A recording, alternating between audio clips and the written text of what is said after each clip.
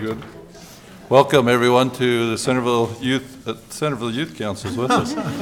We're all young here. We want to be that young again. It's the Centerville City Council meeting of May 15th, 2018. Council meeting is now in session. I want to thank everybody that is here. We're looking forward to, in just a couple minutes, getting to all of you. So let's start with a roll call for tonight's meeting to make sure we have a quorum. Let's start to my far right with Councilwoman Ivy. Here. Fillmore present. McEwen present. Yance present. Meekum present. Thank you. Let it be noted that all 5 council members present, so we definitely have a quorum. Let's start our meeting tonight with a prayer thought from Jacob Smith.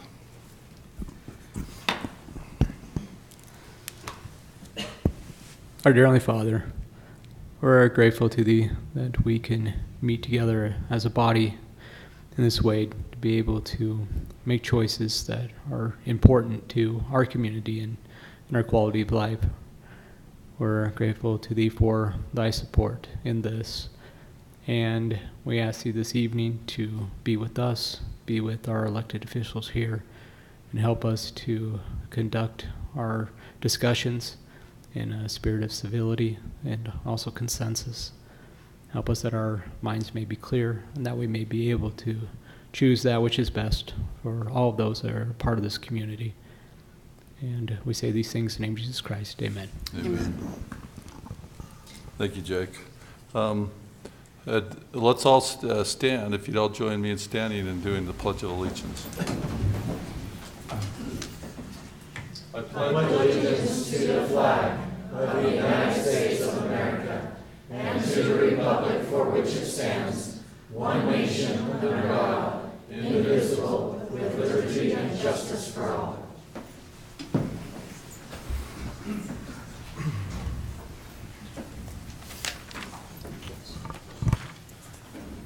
At this point in time, it's an open session. This is where anyone from the community is welcome to come to one of these 2 microphones to voice an opinion on anything or concern or congratulations or anything. Just to encourage that you keep it to 2 minutes if there's anybody that wants to come to the microphones for the open session. State your name, where you're from, too. We know you, but not everybody else. Did you say state my weight and my... Yeah, your weight. Okay. Rick Bingham, 290 East Centerville, or Casa Loma Drive here in Centerville. Mayor Wilkinson and members of the City Council and City Manager Steve Thacker. I wanted to discuss as a point of concern the state of repair of our sidewalks. 2 or 3 years ago, there came through our neighborhood somebody with a can of yellow paint and sprayed all of the broken sections and twisted sections and those that were upraised by roots of trees and so forth.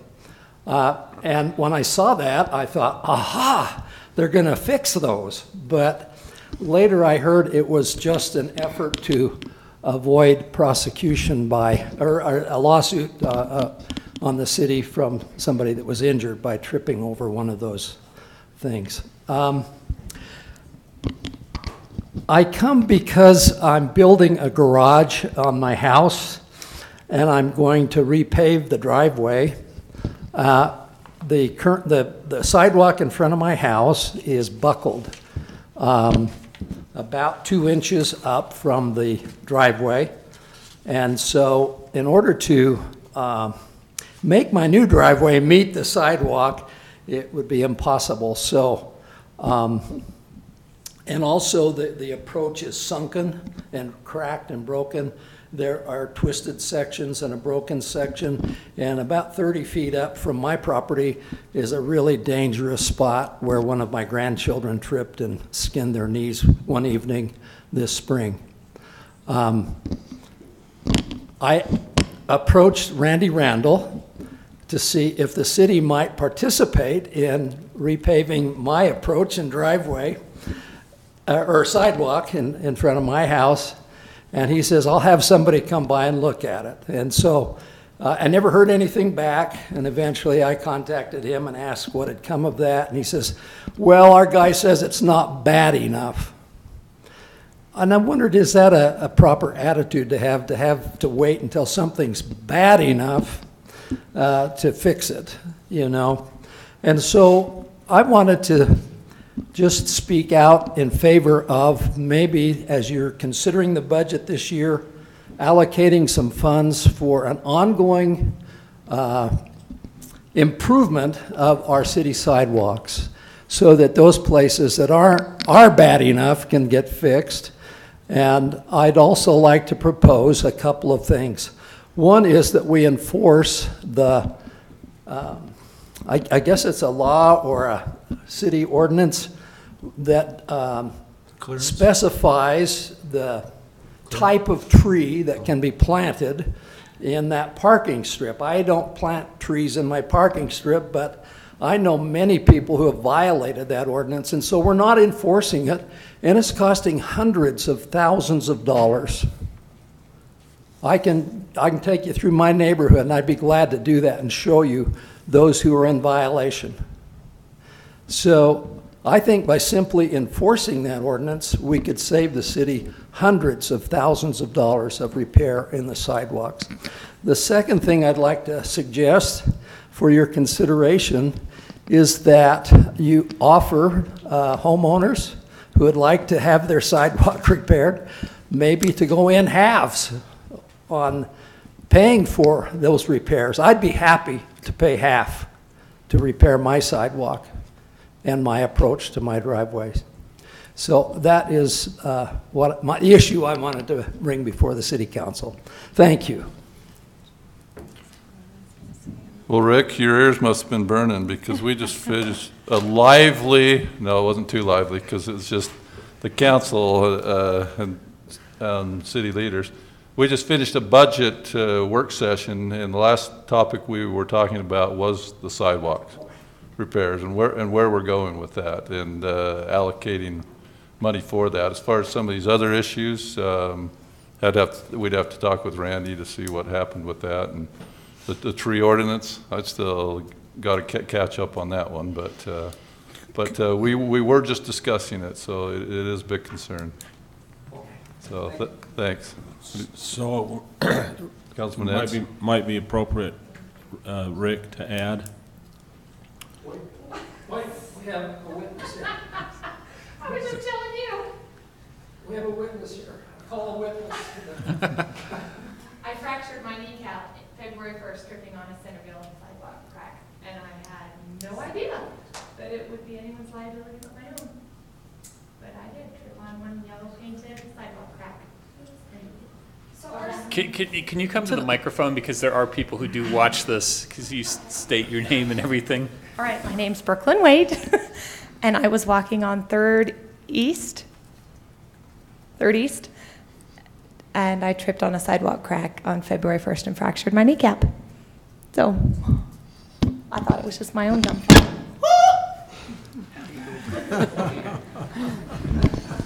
We are sorry about your kneecap.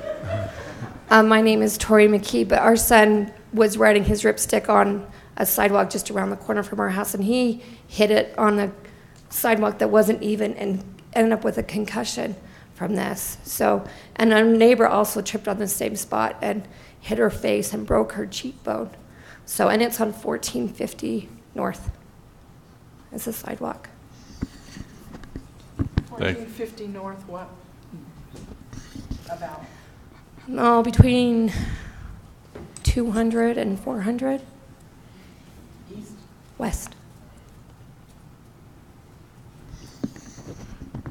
Mayor, Yes. could I add a little bit to what you've said, because I think we want all to understand that we've not ignored the issue. It's a big complex matter that we started wrestling with when we did the inventory of the sidewalk faults and painted all those sidewalk faults. They've been painted not simply to avoid liability, but that is one of the reasons for painting, but to highlight them as we make a plan and come up with the funding to correct those. And we have, in fact, increased the funding for sidewalk grinding over the last couple of years threefold. We spent $25,000 in this year that's just completing grinding sidewalks. We're going to spend at least that much, probably more than that, this coming year, grinding sidewalk faults down. We spent a year ago $30,000 to replace sidewalks that were over where the fault was over 3 inches, the really serious ones. And we've got still hundreds to go, but we're making progress on it, and we have to also adopt some policies. The council is going to continue to discuss policies regarding trees in the park strips, and ultimately we'll get to a point where we'll have some clear guidelines as to whether we allow trees at all in park strips or under what conditions, and whether we're going to require a tree to be removed before we repair a sidewalk, because if we don't remove the tree, the sidewalk will become bad again in many cases. So it's a multitude of issues. There's a lot of money involved, but we haven't ignored it. You haven't seen the results in your neighborhood yet. Thank you, Steve. Councilman Ince, did you point out one thing? If you come up to the mic? You know, I guess there is a liability issue there. Of course there is. But at nighttime, those yellow spraying does not show up. You can't see it. And so that's when my granddaughter was hurt in the evening, and she just didn't see it, you know. And so you might have partial liability protection with spray paint, but not 100%.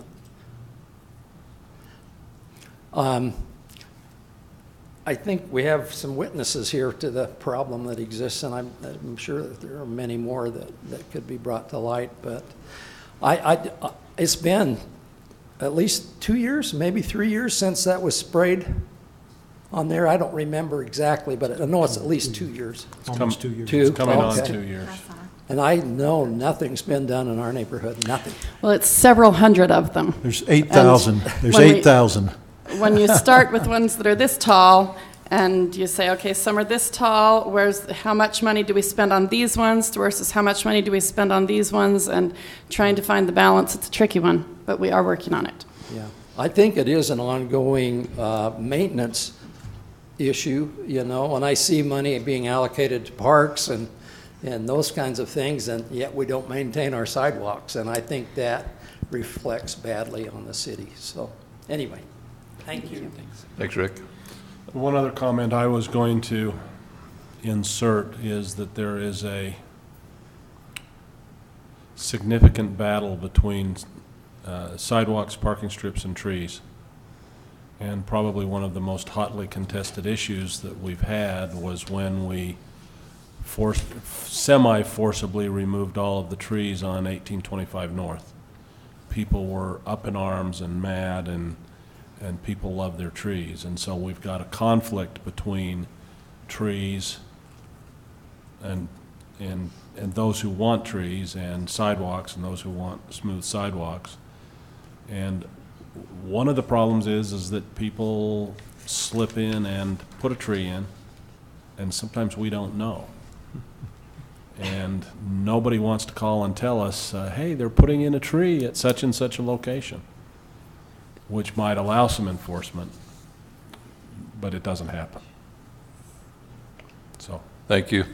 Any more comments on anything else in the open session?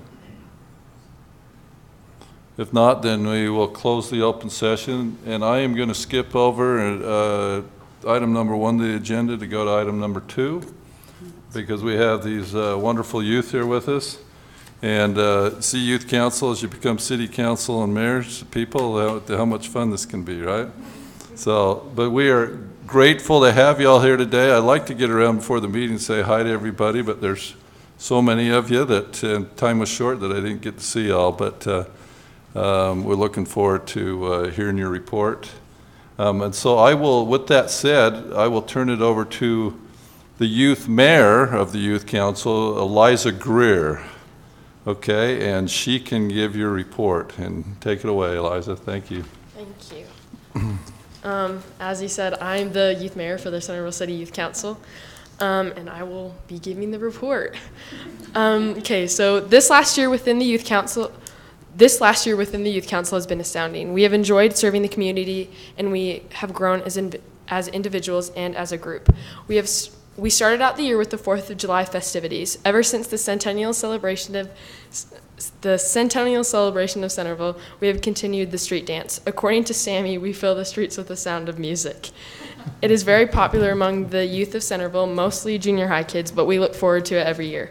On the morning of the 4th, we helped with the 4th of July 5K, and then we made our way over to the parade starting point, where we decorated the truck. In the parade, we smiled, we waved, and we threw out tons of candy to parade watchers. The end of summer quickly came, and in August, we went to our Park City retreat, where we played many of Lisa's classic team-building games.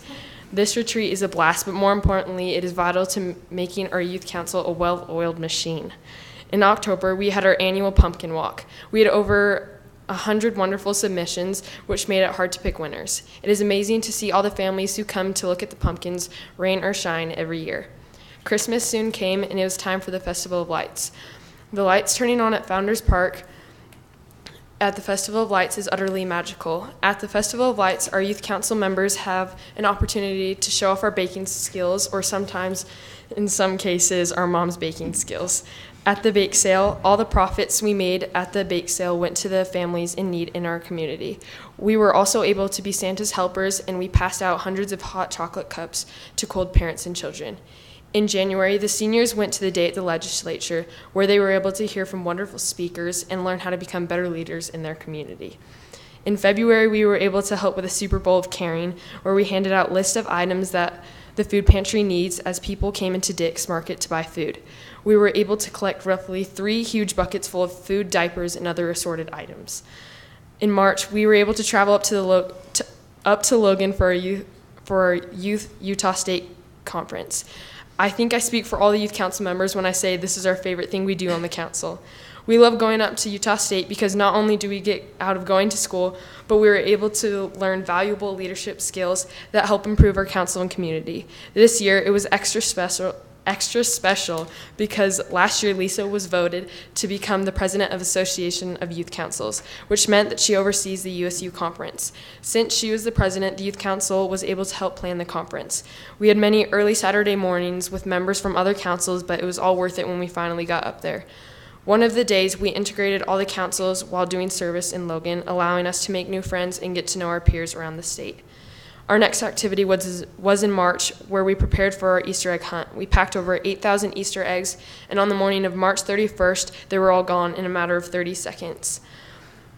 Being on the Youth Council has helped so many people grow and learn how to become better leaders. I'd like to thank Lisa Summers for being such a wonderful advisor and teaching the Youth Council members and I to be, and then some people. We know this program relies on funds from the city, and so I want to thank the City Council for the ability to be part of this great organization and serve the people of Centerville. Thank you.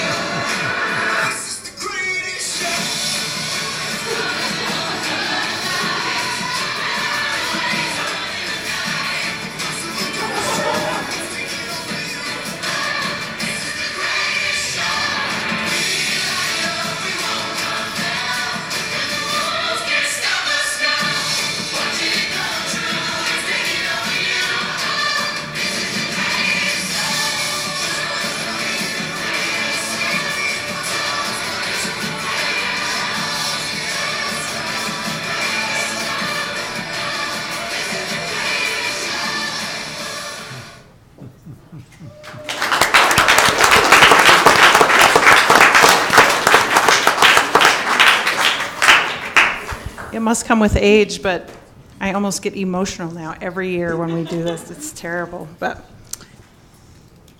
these kids start feeling like my own kids, and I just love them, and they're so great. A comment that was made about the Centerville City Youth Council at Utah State by one of the directors who's worked up there for many years planning conferences, and he said to me, I don't think there's one other council in the state of Utah that could have pulled off the Utah State Conference like Centerville. The kids are just amazing, and we have really awesome youth, and it's great. It's great to be part of the Youth Council. We have several Youth Council members that are leaving us this year. We have 6 spots that have become vacant, and which we filled with some new members that will be sworn in June. But we'd just like to recognize our outgoing seniors and those who have other things coming up next year. Our seniors are Smith Jackson. He wasn't able to be here tonight because he's a madrigal, and they're having their madrigal concert tonight. But Smith is on his way to BYU on a full ride scholarship here in the fall. Micah McKee, you want to come stand up, Micah? Stand up front. Micah, how many years have you been on the Youth Council now? This is my second year. Micah's been a real asset to the Youth Council. He's on his way to SUU on a scholarship too, so we wish him well. Hannah Pertab. Hannah is a Sterling Scholar in Visual Arts this year at Viewmont. She's headed to BYU on a scholarship, so we expect great things from these guys. Kimball Johnson, who's not able to be here tonight, he is not a senior in graduating, but he will be a senior, and he's a soccer star for Viewmont, and so next year he's decided to put his whole heart and soul into the soccer team, which we wish him well. Brittany Waite, you want to come stand up, Brittany? Brittany's been on our council for 1 year, and her family has decided to move to Ohio. I'm not sure why, because we'll miss them, but we wish them well in Ohio, and maybe you can start a youth council out there. That'd be awesome. And Kate Kimball. Kate is going to, she's been on the council for 2 years? Yeah. And Kate's going to spend her senior year serving at Viewmont. She's serving as the class officer in, I know it's the same thing I did. The Student Body Publicity Officer. The Student Body Publicity Officer. So she'll be very, very busy there, so we need to bid her farewell, but she's been a great asset too, and as has everyone, so we wish you guys well. And the rest of the council will continue on with our 6 new members that we'll put on. And at this point, I'd like to thank you all very much for your service this last year. It has really been an awesome year. Our theme for Youth Council is, and then some. And that's something that we teach every year about you can do your job, you can be a council member, you can be a good citizen, and then some. And so that's what we're trying to achieve here, is we're trying to have kids that do what they're supposed to do, work as hard as they can, be good friends to others, good at peer support, and then some. And I think Centerville City Youth Council is a great example of that. So thank you so much. It's just really my privilege to be the Youth Council advisor. And now we're off to dinner, if you'll excuse us. The mayor might want to shake your hand. Looks like he's come, or you can, there you go. There you go. Thank you so much. There you go. Thank you. So before you run, I just want, and I'm sure the council does well too, just thank all of you, not just the ones that are leaving, for all you did. I just watched that video, and I just want you to know how you can serve and also enjoy serving, because I saw a lot of happy smiles there, and I saw it from our community as well too. And I just want to know, how fast does it take for those little children to pick up those Easter eggs? It's got to be like that, is it? But look at all those wonderful things that you're doing that you do as youth that add so much to our community. And I just thank you from the bottom of my heart. And I'm sure the council does as well. So enjoy your dinner. We wish we could go with you.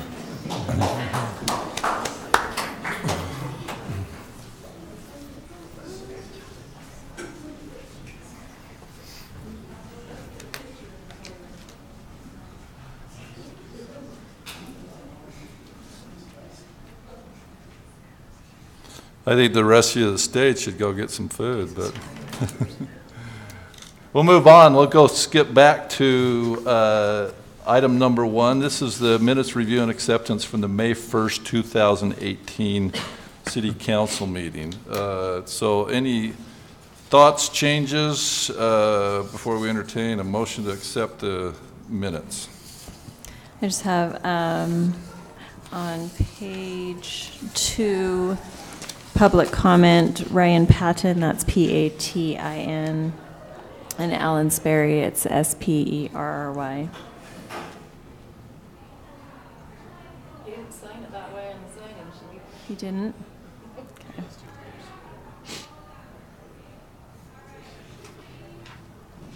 Maybe you should go with the sign-up sheet on that one then. If that's how he signed it.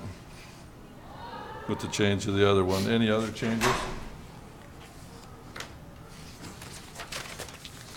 Okay, we have a motion to accept the minutes.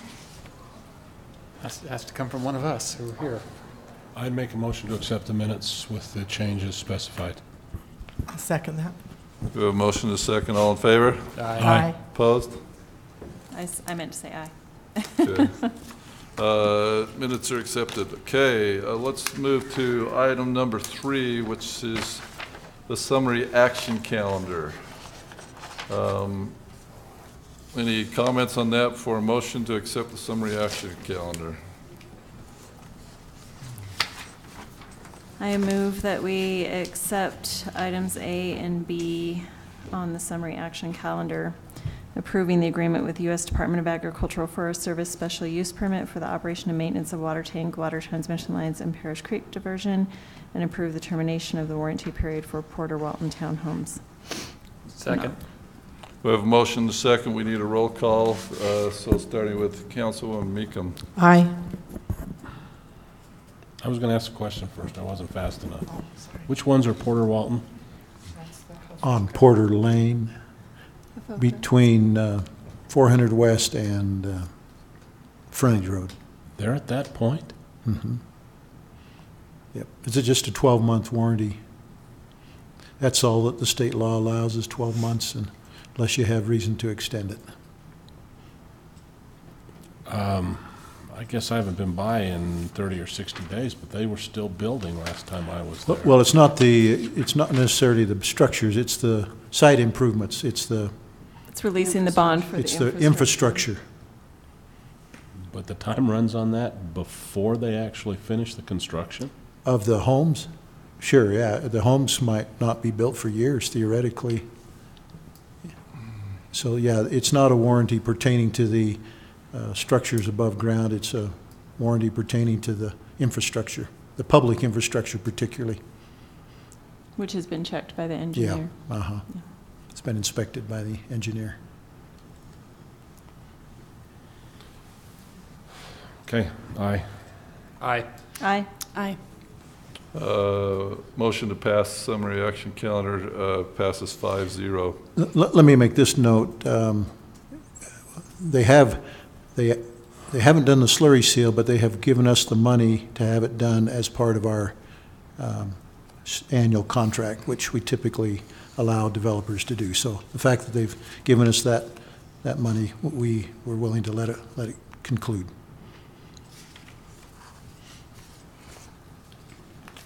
Thank you. Next item is item number 4 on our agenda. This is a public hearing, a zoning map amendment on 640 West Porter Lane. David Bell, applicant. We will start this with a staff presentation, and it looks like it's going to be Cassie Younger. Thanks, Cassie. Okay, thank you, Mayor and Council. I will try to not take too much time on this since you are all familiar with this property and the application. So this is 640 West Porter Lane with an application to rezone from agricultural low to residential medium. This identical application came to you almost a year ago now with a denial from the council at the concern of the intensity of the density of RM at the time. Since then, a few months ago, the RM has been changed from 8 units an acre with a CUP to a flat 6 units an acre permitted without the option of a CUP. So this property in particular is 2 acres, so it would max out at 12 units on the property.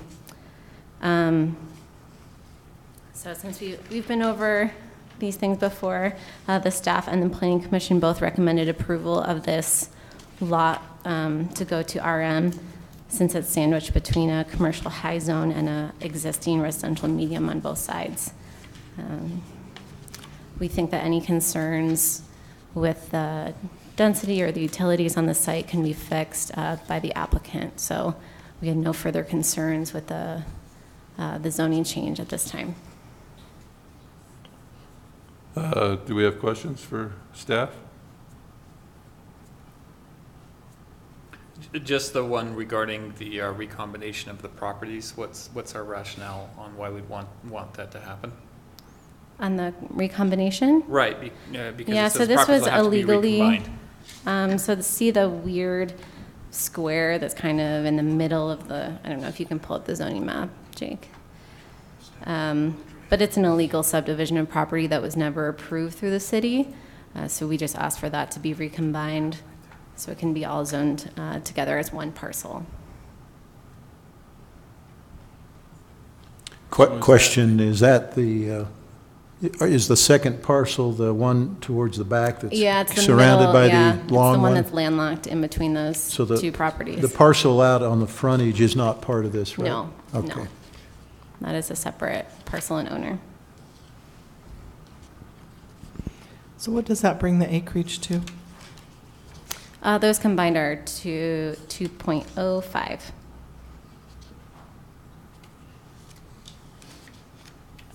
Further questions for staff? Possibly after the public hearing. Okay. Stay around, Cassie.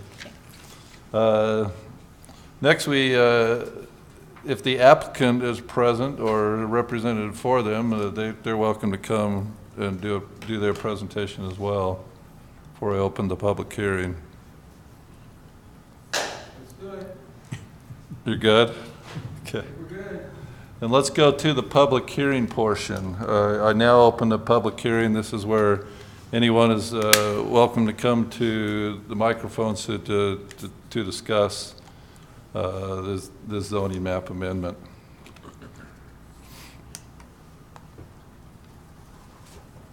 If nobody coming forward, then I will close the public hearing. And we would open it for further questions for staff or the applicant.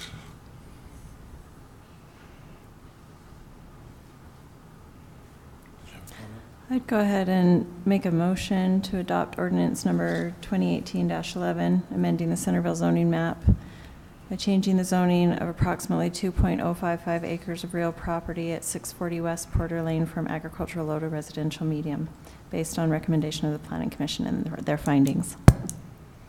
Second. We have a motion and a second. Any further discussion or debate? If not, we'll go to a roll call vote, starting with Councilwoman Fillmore. Aye. Aye. Aye. Aye. Aye. Motion passes 5-0. Thank you. Next on our agenda, we go to item number 5. This is a discussion that was tabled from the May 1st, 2018 meeting. Big reason being because we were short a couple of council members. This is the general plan amendment on Neighborhood 1 Southeast Centerville Pages Lane commercial area. We had a presentation from staff that evening. Staff is here to discuss further if we need them to, or in your packet of information was also included a detailed analysis. So if you wanted me to get staff up here, when we get to Corey up here. Otherwise, we'll have discussion on it.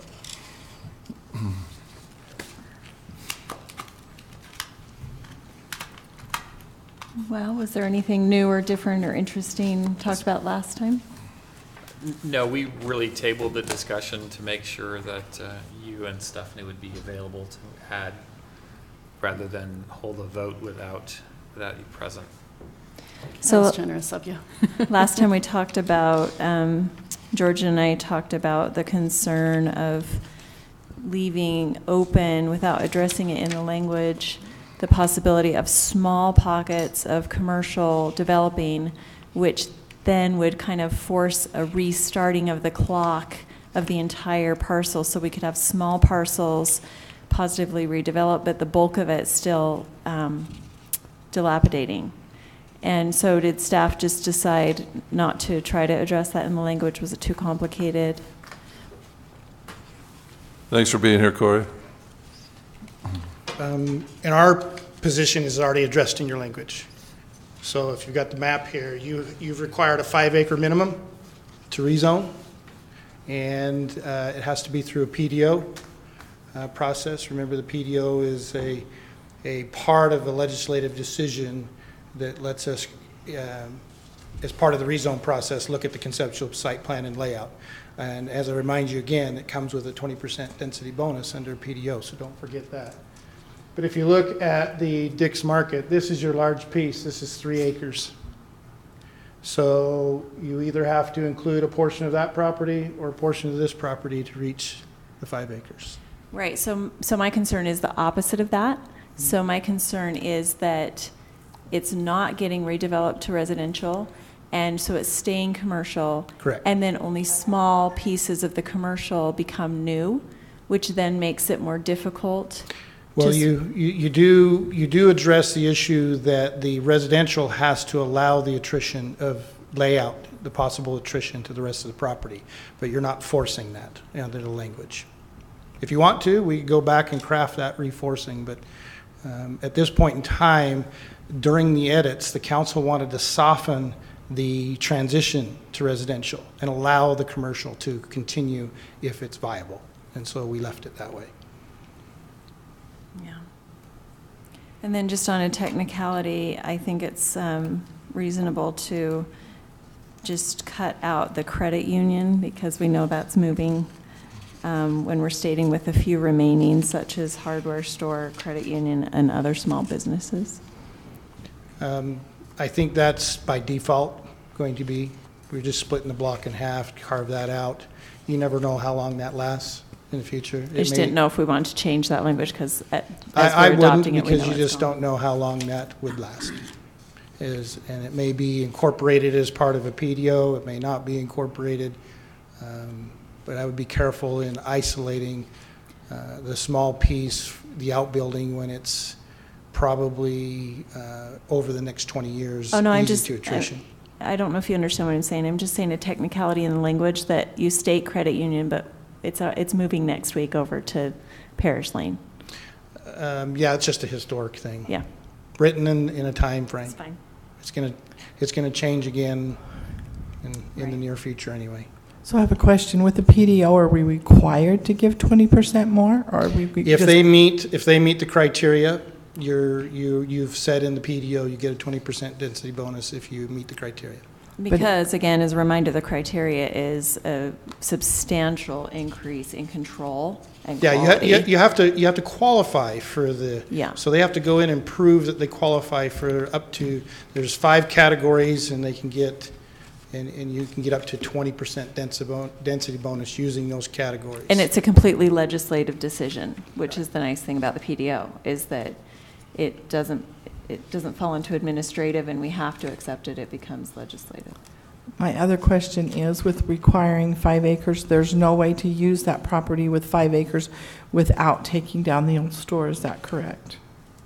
Well, you have the 3 acres. The largest site is 3 acres.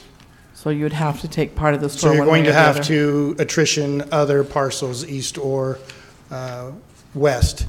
If you read the language, I believe it prefers the transition from west to, or from east to west, but. Okay, my other, I don't know if it would be a question or a comment. I would like to see us take out the language that on the west half we are encouraging mixed use. I think right now that residential is in such high demand and is so valuable that right now we do have commercial working there. And I would hate to incentivize somebody to come in and try and put mixed use because there's more money in the apartment side of mixed use or condos rather than the stores. So I would like to pull that part out of the. What is that in the ordinance? It's in the new ordinance. It's the west half block. Okay. Honors the South Main Street corridor plan as a gateway district. And So I'd you're like to leave You're that returning the just- west to that gateway plan concept, or it says some other type of mixed So use. I would rather just leave it straight commercial for now because, in fact, I was in a meeting not long ago where they're talking about the developments up by Morgan, and they're saying it's not good to have a community without your commercial. You've got to have your commercial to make the community viable. So as long as we have that part commercial right now, I'd like to see us leave that there and not add the mixed use. That's a decision for your vision. I'll agree with that vision. It's a good one. This is, again, is a language issue that I'd like to clarify. Page 5, paragraph 2 under A, Pages Lane commercial area. Pages Lane Eastern Block segment. The third sentence down says this: due to substantial use and building vacancies over the past few years, it remains the intent of the city to encourage existing uses to continue or redevelop in the same manner. That was the language that the council asked for. But that seems like a contradictory sentence. Due to vacancies. I understand, but they wanted to acknowledge there's vacancies for the future. They also wanted to not push the residential. So if you want to change it to meet whatever you feel is okay, but this was the request of the council to soften the language. I think that was our request. But the word due doesn't seem the proper word there. You replace it with what you wish. You could say despite. Yes, that's what I would say. I would say despite substantial use and building vacancies over the past few years, it remains the intent of the city. That makes that sentence make sense.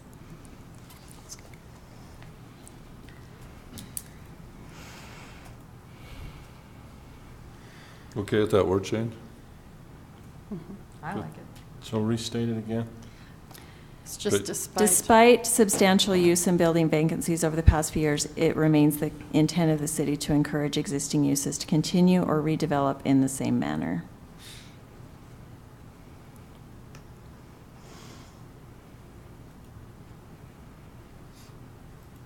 Do we put I that- would have chosen regardless Right. if I were changing it, but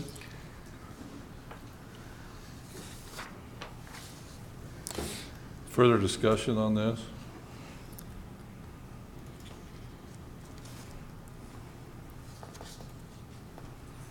I am really struggling with the PDO balance.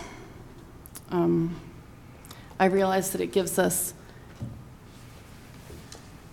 a great deal of control, but the opportunity for a 20% density increase doesn't go down well with me.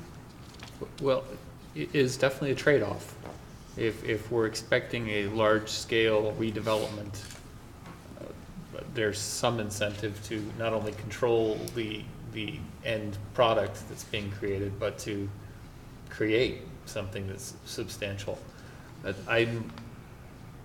language here is frankly softer than I'd like. I'd really prefer to go more towards, I don't think it's viable anymore, and I think residential should be strongly considered under a PDO. I'm willing to go with this language because it moves at least in that direction. I'm with you with the hazard of more density, but the alternative is Continued blight. continued blight, really. I mean, it's what we have now, so that is the alternative. I don't know that there's an anchor store coming in anytime soon to revitalize that area, and I understand the concern and I agree, but I don't know that I have another option available to me to force a conversion into something that's more palatable than just weeds and asphalt. And I would just say ditto to exactly those sentiments. It's softer than I want, but it's respecting the property rights, desires, and at least indicating that door is open to moving the direction. And I feel good about the language that we have in now, including the PDO and just the pointing towards the direction of potential on the west side doesn't at all force it. And I don't see if someone came in with a positive redevelopment on that west side that included both uses, that a council would want to turn that away. And even if they did for good reason, the general plan doesn't bind them. So I am in favor of this as a step tonight, as it is. But if we alter it a lot, then that would change. I feel very strongly about the mixed use on the bottom. I couldn't support it with the mixed use. I think we're just asking to do in our commercial and put in residential. If you drive down the highway in Highway 89 over North Salt Lake, I mean, all it is apartments anymore.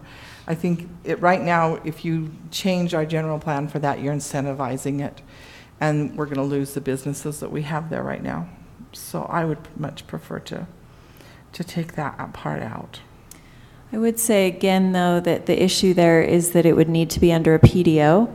And so the PDO gives us that legislative control where we can say, no, you can't do it unless you put the commercial in first, or any other such requirement. I don't want it to go in with the commercial. I want it to stay commercial. So there's no way I can support it with that in there. Okay. Well, to keep things moving, I would go ahead and move that we approve ordinance number 2018-08, amending section 12-480-2, Neighborhood 1, Southeast Centerville, providing future development guidelines for the Pages Lane commercial area. This is a couple of wording changes? With those, just that. The one. The one wording change, sorry. Despite instead of due to. I'll second that. Okay, we have a motion and a second. Robin, what would amended language look like that you could support? I think that just needs to come out. It needs to stay, not be changed. I think it needs to, right now, it's just, as my understanding, Corey, it's just straight commercial right now. Is that correct? The west end?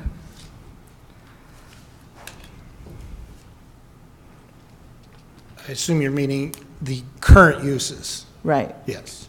And I would just like to see it stay that way and not have any changes at all on the west side.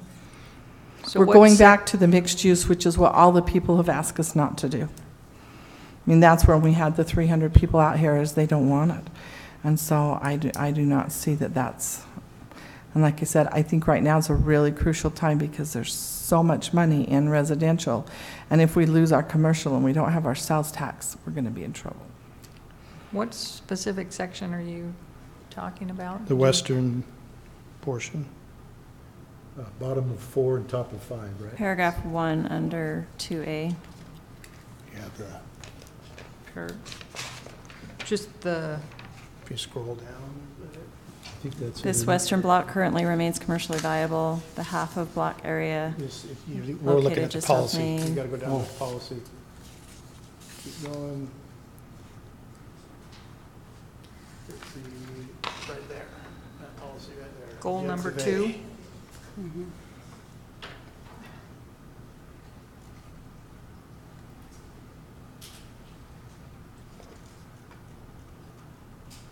Consider the reintroduction of the use allowances and design standards of Pages Lane mixed-use sub-district of our plan or other mixed types. So it says consider. It's not, it's really even soft. And so it's I not, would like that taken out. and it's not right now. So I'd like- if it didn't have the mixed use consideration in there. Well, I don't really want it to be looked at residential at this time. I mean, right now it's standing on its own commercial. I think we're shooting it in the foot because I think commercial it's by a lot of density. You've got the old JCPenney's building, you've got the courtyard across the street, you've got Centerville Commons, you've got the something Springs down the road. So I think you may have enough there, right, to keep that commercial. You have enough density in that area that I think the west part down below the DI, I think it can stay commercial. I personally don't want to see it residential at this time because I think right now there's so much money and it will lose our commercial. They'll come in and put them in there. And then we're going to look back someday and say, we should have kept that commercial. So I'd like to take out both A and B at this time. I mean, it can always be changed, but I think right now that's would be what our citizens would want us to do.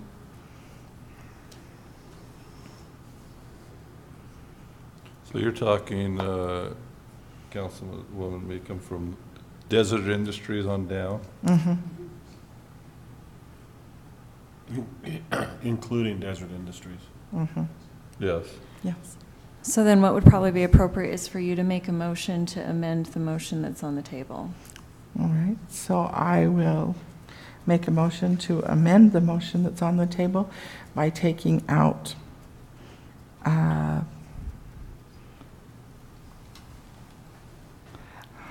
You would just simply eliminate the goal 2. yes.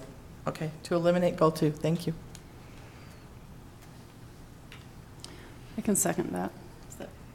Does it need to be? Right, so then you would second. I would second. So we have a motion and a second to the original motion, changing the original motion.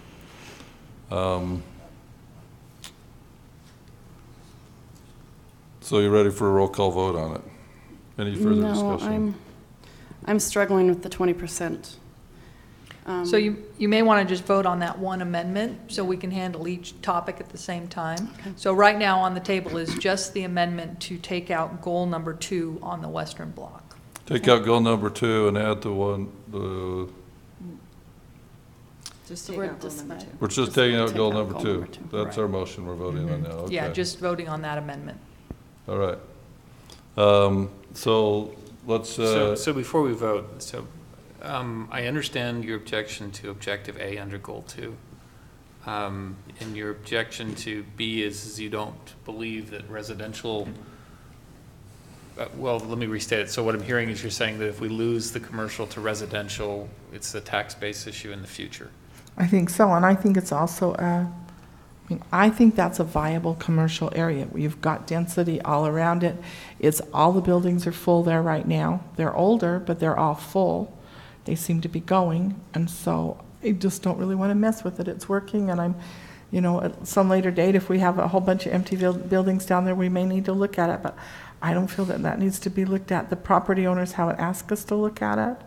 I just think we should leave it alone right now. Just as a technicality and a correction, they're not all full. The Joanne's has been empty for quite some The time. church is going into that, though. So I guess that raises the question, are they tax exempt then? Anyway, so there's not really taxes being collected from them now. And the other thing is that while it's still kind of full, Steak and Shake closed. Yeah. Now, there's still something there, but the restaurant portion is gone. I think that had to do with the restaurant. And If I only went there once, probably had to do with the restaurant. Okay, I'll add that. well, Jackson's came in and redid that. Yeah. Steve, you bring up a good point. I thought that same thing with the tax exempt, and I don't know what the church's plans are with the Joanne's, but it still doesn't change that it's tax exempt. At this time, I would just like to stay the same. Like I said, we can always relook at it, but just do not want to try to give some developers some ideas right now, because that's not what the residents want down there.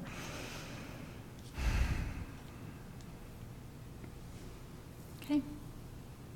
So vote on that motion then? Okay. Are we ready to vote? Mm-hmm. Okay, Councilman Ince, we'll start with you. Aye. You're right. I'm going to vote nay on that one. I do think that objective B and goal 2 is important to keep at PDO. No. Aye. Aye. So motion passes 3-2.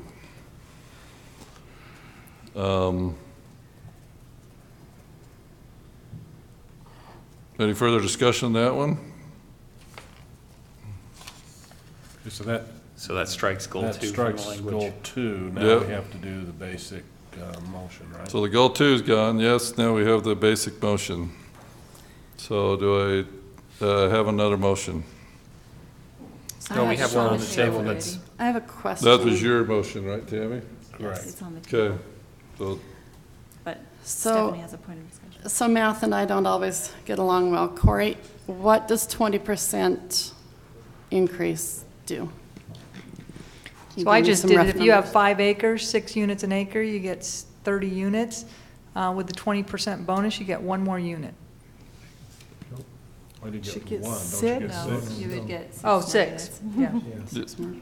Wait, let's see. I vote 1. If you have 5 acres, times 6 is 30, and then I did It's 5 basically- acres times, It becomes 7.2 units per acre instead of 6 units per acre. 7.2. Again, with legislative control and very strident demands on a quality overall product. So there's a reason we'd be giving that. And if we don't like, if we're not convinced the reason's strong enough, then we can say no. I Okay, can't so I'm remember con- ever the city council saying no and being able to. I don't know. Well, I'm still Makes me confused, nervous. because if it's 6 per acre and 5 acres, that's 30, and 20% of 30 is 6. That's what we said. 36 divided by 5 acres is 7.2. Yeah, 7.2. So it would, in a 5 acre, it would give them an extra 6. Yeah, give them an extra 6 units. Yes, extra 6 units or an extra 1.2 units per acre. 7.2 Okay. times 5, yep, 36 total. 36 total.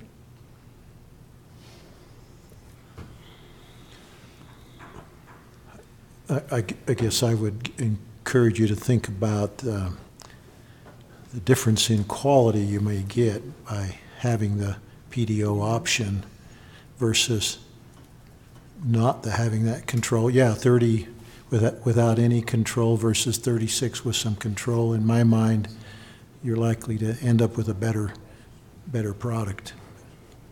That's my opinion for whatever it's worth. And it's exactly what I was going to emphasize again, at the risk of saying too much. It's my experience that people have an impression or a feeling about a neighborhood and a development based on the quality of its design, more than the actual math of the numbers. So, Yeah. Corey, was Centerville Commons a PDO?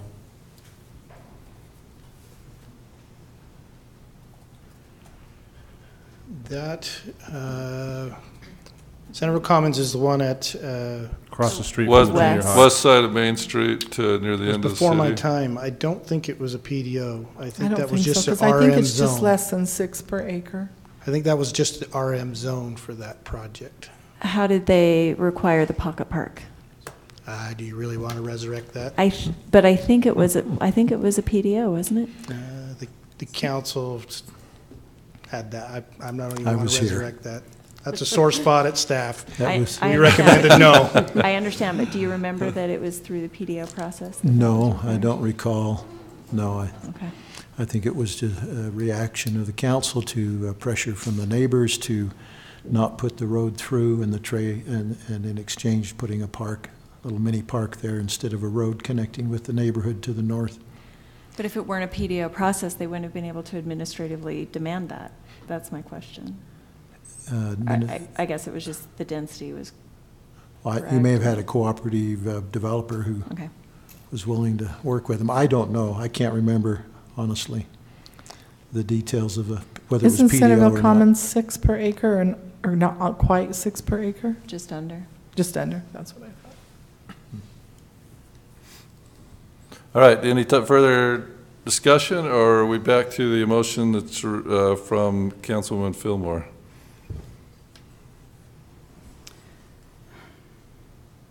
Do you want to restate that motion, or do you have some further discussion, Councilwoman Ivy? When I go up to, let's see, this is F on page 2, I realize that it says, that it's saying that medium is preferred over high, and that the single family is consistent with the lower end of medium density. Are we being inconsistent then, having a PDO? Or do we still consider it medium, well, single family and medium at 6 point whatever? I would say yes to that. I mean, if you look at the newer neighborhoods, single-family homes absolutely trend more towards that density anyway. Mm-hmm. And I try not to look at those. So yeah. I like space, but Part of the, may I, Stephanie? mm-hmm. Part of the difficulty is being in a position that I'm actually looking to downsize. I've been looking, and there is a lack of single-level units, and so what happens is you get the higher density, and you go up to make a larger unit, but it doesn't do anything for the older portion of the population who doesn't want a second story. And I don't know how you get around that problem other than limiting density.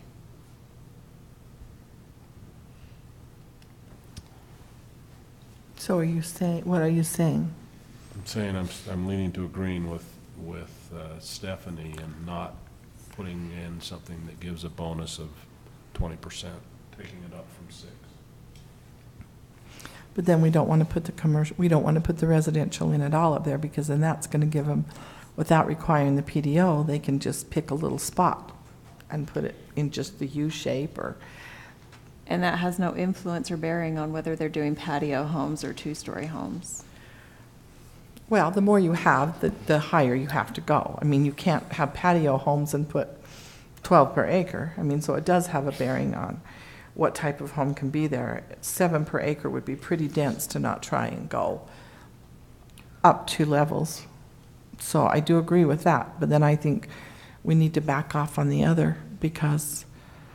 Well, so but what I would say is this is the general plan, and general plan isn't the place to get so specific as to say, you know, we want to require or promote a patio home versus a two-story home. So maybe we should just leave it alone till somebody comes in with a plan, and if it's, you know, I mean, the plan we'd like would be. Because we have the PDO control, right? We can do that. Or I would say, do it for tonight as the first step, and then have a conversation with Lisa about what kind of options we have as far as what language can we put in where to really clearly state, which I've heard the Planning Commission say over and over again, we recognize there's this hole in this need for our community, and that is those homes for downsizing, those main level family homes. And so that could be a discussion for another night. But I don't want to vote for it just for that. I would think we either need to table it and look further into it. But I don't think it would Or we need to leave it commercial until somebody comes in with a plan that we can. Well, we are leaving it commercial. I mean, we're not enacting a zoning, but we're just signaling that there may be intent to look at other uses in the future mode. And really, if you look at it from a market perspective right now, we are considered the 7th toughest market for housing for millennials. They can't find homes along the Wasatch Front at all. You're competing with cities like San Francisco and San Jose for those top 10 slots. So whereas this language may incentivize some developers to talk to the property owner and look at coming with a PDO, it doesn't force it.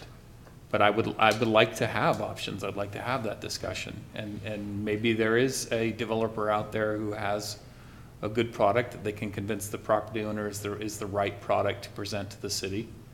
And then we consider it at that time for any sort of rezone. But right now, if we do nothing with this language, there is, to me, no incentive for anyone to do anything. If we just tabled this or put it away, what changes? Yeah, we're not doing a zoning change here. Right. Part of the issue in the original discussion was we would like some signals out there that something needs to happen. Corey, is there any way to do this and require 5 acres without requiring the PDO?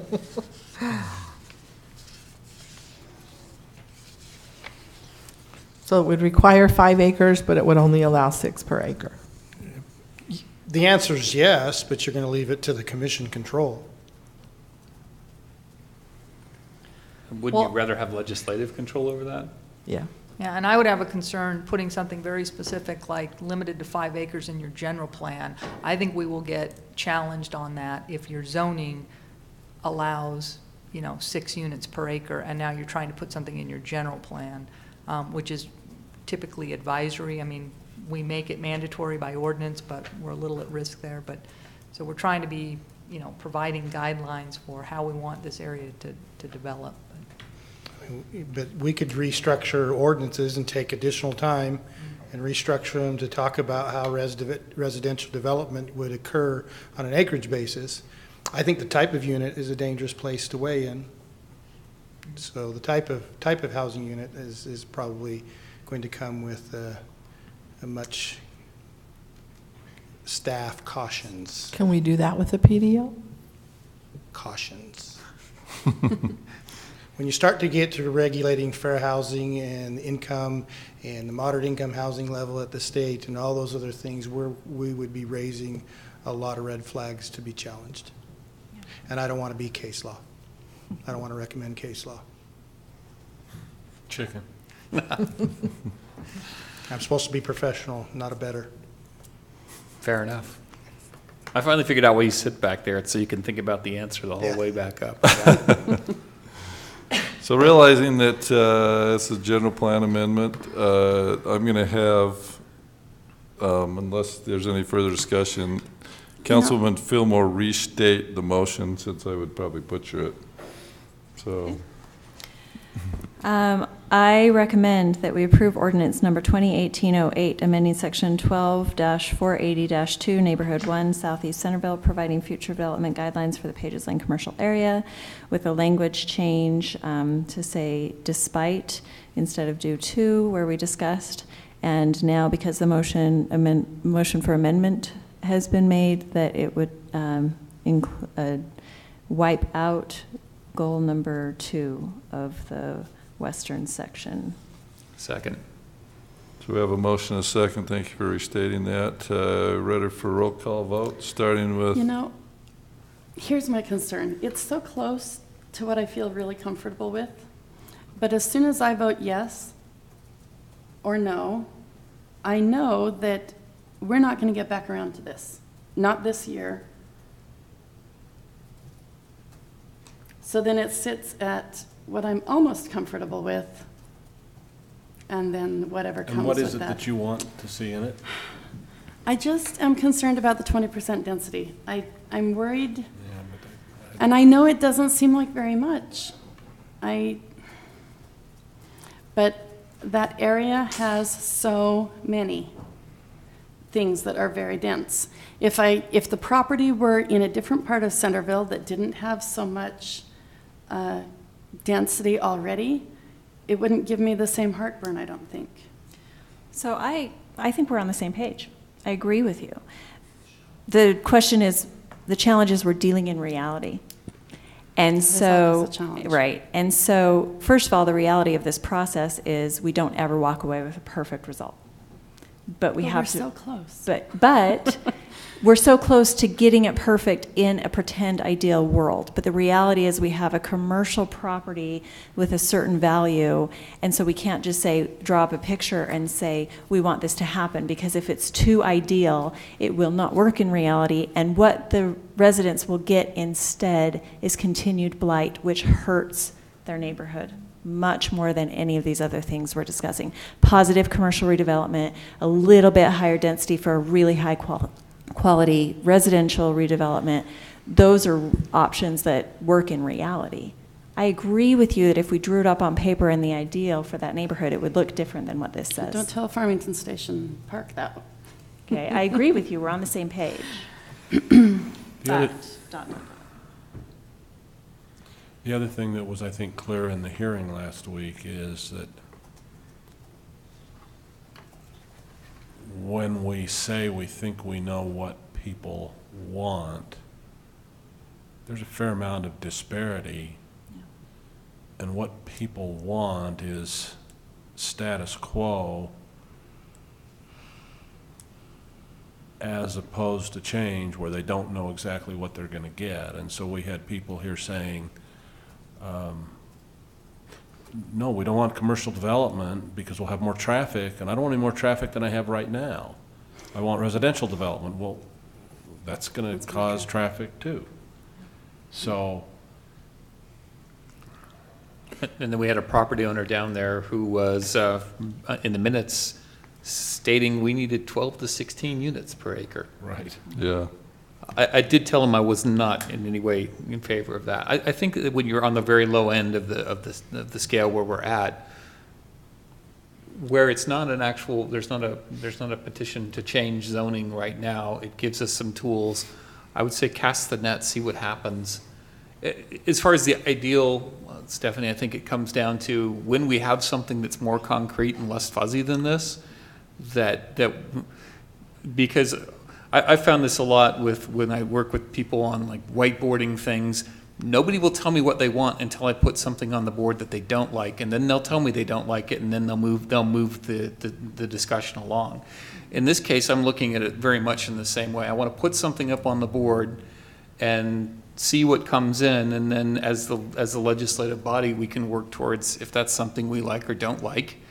But right now, I'm getting just a lot of silence in this process. From, we've talked about this being blighted. We've talked. This is not the first time we've discussed this. So the amount of generated energy to change isn't there yet. I think this will at least. I think we'll have some stuff coming in, and then at that point, I'm totally in support of digging into the details and determining whether we think an ordinance change for zoning is appropriate or we leave it alone, like Robin's saying. But I don't have anything actionable yet. This is just saying I want to have something that would be actionable I can work with. Okay. What people want is another grocery store in there. That's right. But this is But they've forgotten That would how bring a much lot of traffic- traffic too. That's right.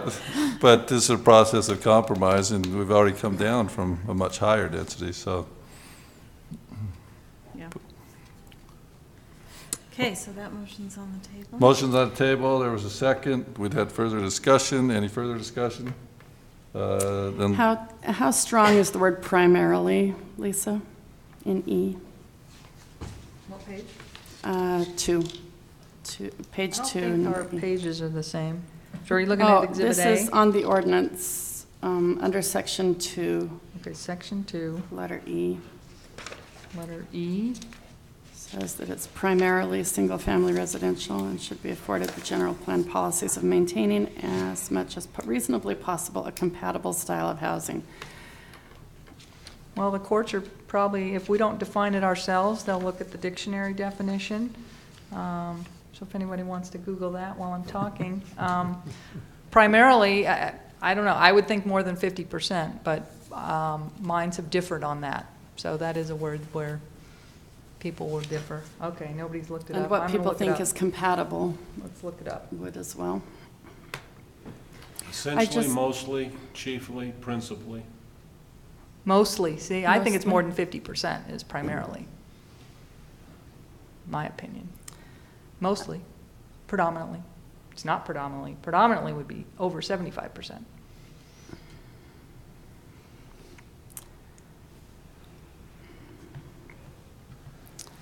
I don't know. I've heard, it's one thing to say that it's quiet right now, but we've heard about this issue so much and so heatedly for so many times. At least I feel like I've heard it for years and loudly, and not just on times with minutes, but the desire for it to be single family is so strong, and I'm not sure that this is showing that as strongly as the desire is. I'm still torn on that. It does say under D, there's a strong desire to maintain low-density, single-family environment. I'm not sure that. So in reviewing the process, though, I was absent the week that the property owners came back, and you guys reported to me when I came back that you heard the property owners saying, we want another chance to do this commercial because for it to succeed residentially, it would have to be so much higher than what you have it at. And so because we've lowered our zoning and our densities, we're already controlling for that. We're giving the property owners another chance to show us that it might be viable commercially. And then again, this is just the general plan. So we can't predict the future. We can't try to control every possible outcome. And there are many legislative steps between now and a bigger change that would be permanent. This literally could have zero effect Yeah. in terms of how they're running their property today. They may never petition to have it changed. They may keep it commercial until a future legislative body or session determines that there's an appropriate change. In this language, I'm not concerned necessarily that this is going to enact change. This is just saying the possibility exists, and if we are going to entertain that possibility, we want it primarily to be, and some of the words that are used to scope what we want it to look like, and that it needs to be a PDO. I think those are all appropriate to have, but nothing could happen. I mean, literally nothing could happen. Well, I'll tell you one thing that will happen. My phone will ring. And mine will as well, because somebody will say I'm out there advocating for density, which that's not what I'm doing. I'm just saying, let's cast the net, let's see what happens. If there is nothing in the marketplace that responds, that the council is even willing to entertain, then it was no harm, no foul.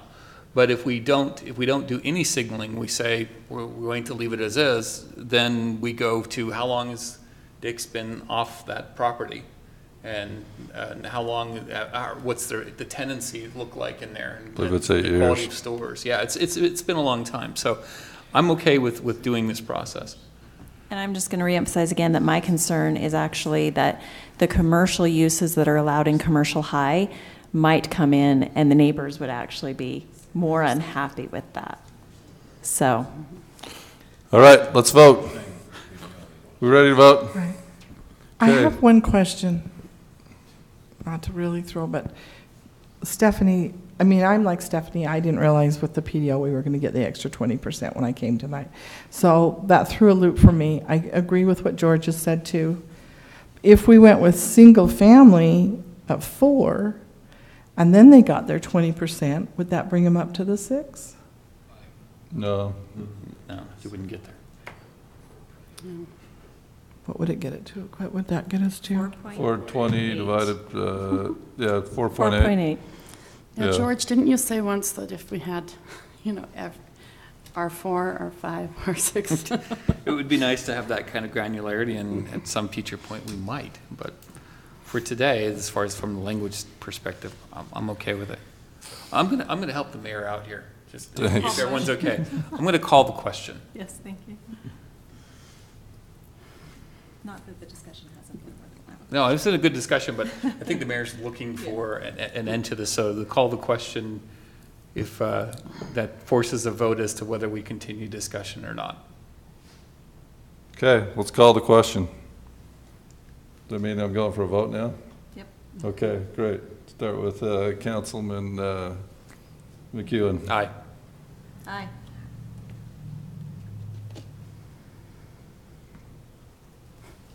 You don't have to vote aye. We can keep going if there's enough.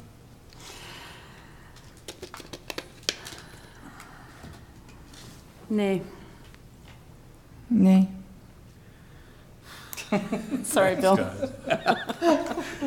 Aye. Motion passes 3-2. That's Councilman Ince, why I jumped from person to person, so not everybody's always last. You happen to be the one this time. That's fine. I'm a big boy. I'll live. He's All been righty, through worse. great. Make a chop at home, but I'll live. Right. Lisa, I need a meeting with you after tonight for this call the question. question? I've been learning here, so thank you. It's rarely used. Sometimes it's needed. Let's move to item 6 on our agenda. So that was calling the question for us to vote on the ordinance. Okay, we So voted. have to that was the call the question to end discussion, and now it's the returning Now to the it's vote. Oh, okay. So that was a vote for call for question. So we're back to the vote. Oh, we thought it was the... Yeah. No, that was actually ending the call the question. Okay. Do you have to vote on calling the question? You do, actually. Do you, Lisa? I thought the question was just called and we were voting on I thought the question was called. and motion. If you want to interpret it that way, it's Yeah. fine. But my interpretation of call the question is that you're calling to end the discussion, but you have to have a majority to end the discussion. Then we would and have to return. re-vote on that because I don't think people understood that. And Lisa, do you know the answer to that question? Are we supposed to? I don't know the voting requirements on. To be safe, I'm then, happy to should I look it vote up. on the call to question and then vote on the motion? That Sure, was you my can just interpretation. redo that vote if you want. If you Because didn't know the what you call were to voting question on. wasn't It's for the still ordinance. passed. I think it and was, now you need to vote. I think it was painful enough. Let's just call that the vote and be done, unless anybody wants to change their vote. I agree. I I don't think we're going to go to We court do over wanna whether or not follow we vote. proper Yeah, procedure. the parliamentarian in me for says sure. that would be Okay, misleading, because I didn't ask you to vote on Okay. the ordinance, it was just to stop discussion. So let's vote on the call to question. Councilwoman Meekum. Aye. Well, call the question. Call the Just to question. stop then we're debate. gonna- This is called- You're voting on Then whether we're to gonna vote stop on the debate. motion. This is the is I the to vote we stop should the have had. debate, and then we go back to the motion. Yeah. Aye. Aye. Aye. Say, call the question passes 5-0, okay? Now to the motion. Councilman McEwen. Aye. Aye. Nay. Nay. Aye. Passes 3-2. Nobody changed their Thank you mind for- during that time. We rarely use call to question. Thank you. Everybody ready to go to item 6 on our agenda? Yes. Okay, great. Land and Water Conservation Fund grant contract for Island View Park renovation Phase 1. This was tabled for the May 1st, 2018 meeting. And so you have the packet in your hands. Do we have any questions or discussions? I have the same issue I've had every time it's come up. Which is? Help Which us is- out. That I don't think that the design was thoroughly thought through before we rushed into applying for a grant. And so here's my analysis of it. There are the following problems with eliminating the parking lot on the west side. One, it's used every time anybody uses the racquetball or the volleyball. It's used every time there's a pavilion rental. Two, it's used for the cemetery. That is for funeral parking, that is for on Memorial Day, that is for the vault truck during funerals, and that is for piling the dirt when they open a grave. Three, that's where we just barely told our citizens to take their green waste because we're not going to pick it up at their houses. So are we now saying we're doing away with that parking lot? You can all haul it to Smoot Park? Because if so, I think the south end is going to have an uprising. And that is where we took all the trees during the, was it 2011 storm? Yes. We had several locations. Okay, so it was full, all the way full. All of them were. Four, we need to consider how much we have just spent to increase the number of parking stalls at Community Park. We've increased the park, and so we need to increase the capacity for parking at the park so that people can use it, versus decreasing the number of lots for Island View. Five, I don't think it's safe to have a hillside that ends abruptly with a retaining wall right on 7th East. Because even if you plant a row of trees as a windbreak, kids are going to try to slide down it. And I will be the one with the first aid kit going out there to rescue them. I don't relish that opportunity at all. And six, the local users of the park, the ones who get there on foot, don't want anything done with the bottom. They want something done with the top. And because of the way that the phasing has been laid out, and because of the heavy equipment that would be needed for the first phase, the second phase is the one that's going to deal with what they really want. So as I've talked to people, they've said, when are you going to fix the playground at the park? They really don't care about the bottom. Nobody's really worried about the bottom. There's usage of the bottom, not as much as it could be if we made something really exciting, but there's a problem. So I did go up and count. Jay, could you put up the concept map with the phases? I didn't look at the concept map closely enough to see the number of parking spaces, but I want you to know what we have right now. At the bottom, where we're talking about eliminating them all, there are 21 regular spots and 0 handicapped parking stalls. Then there are also people that park on they're not really a full lot because it's kind of angled, that funny angle. Just above the bottom parking, if you go up that side road, there are 4 regular parking stalls and 1 handicapped stall right there next to the pavilion. And at the top level, there are 25 regular stalls and 2 handicapped stalls. I think there's actually a 26th stall, but that's what we use for the dumpster. So we're going from, 53, I think is the number, 53 stalls to 34. Did you count the extra stalls in the conceptual? I haven't counted the extra stalls in the conceptual. That's why I'm wondering if we're going to make up the 21 that we're getting rid of. Yeah, it's a great question, and I would say to that, as far as making up and not creating more of a parking problem, is that we're getting more stalls in the new design in the middle section, and then we've talked a lot about how... I'm not seeing the individual stalls, so how many is that? So if you call out, no, Jake, can you zoom in on J where it's listing the estimate on parking stalls there on the side? 20 to 24, and so that almost makes it up. So we right may there. make up and get right back to where we were, but Yep. we won't have any of the uses Well, that we do. so then I was going to speak to that. Okay. We've talked a lot about how that road is so wide, and I think we've eliminated the idea of using part of that width to do the mausoleum. I don't think we've ever discussed that. Okay, but there, even if we did on the one side, there'd still be enough width on the east side to actually paint parallel parking spots if we wanted to, which would make up probably more than the difference of the middle plus being able Okay, to make that takes care of the parking for the park itself, but it doesn't fix the fact that we've got a lot of funeral spots, grave spots that have been purchased and are not full. So those cars are still going to be there. We're still going to need to put dirt somewhere. We're still going to have vault trucks be somewhere so that they're out of the way for the bulk of the funeral procession as they drive through our narrow cemetery streets. And it's not going to do anything for our green waste or emergency use for trees. So I'm very concerned because I've asked this question every time it's come up, and it will be a no answer for me because of that. Okay. Bruce, could you talk to that about the vault trucks and the dirt and the other items? Because I'd like to address Stephanie's concerns. Yeah, those are valid concerns. What specifically, what's your question? That parking area on the west side of Island View Park. Right. Councilwoman Ivy has said it's used for parking vault trucks during funerals. It's used for Memorial Day parking, that type of thing. That's not an issue as far as vault truck.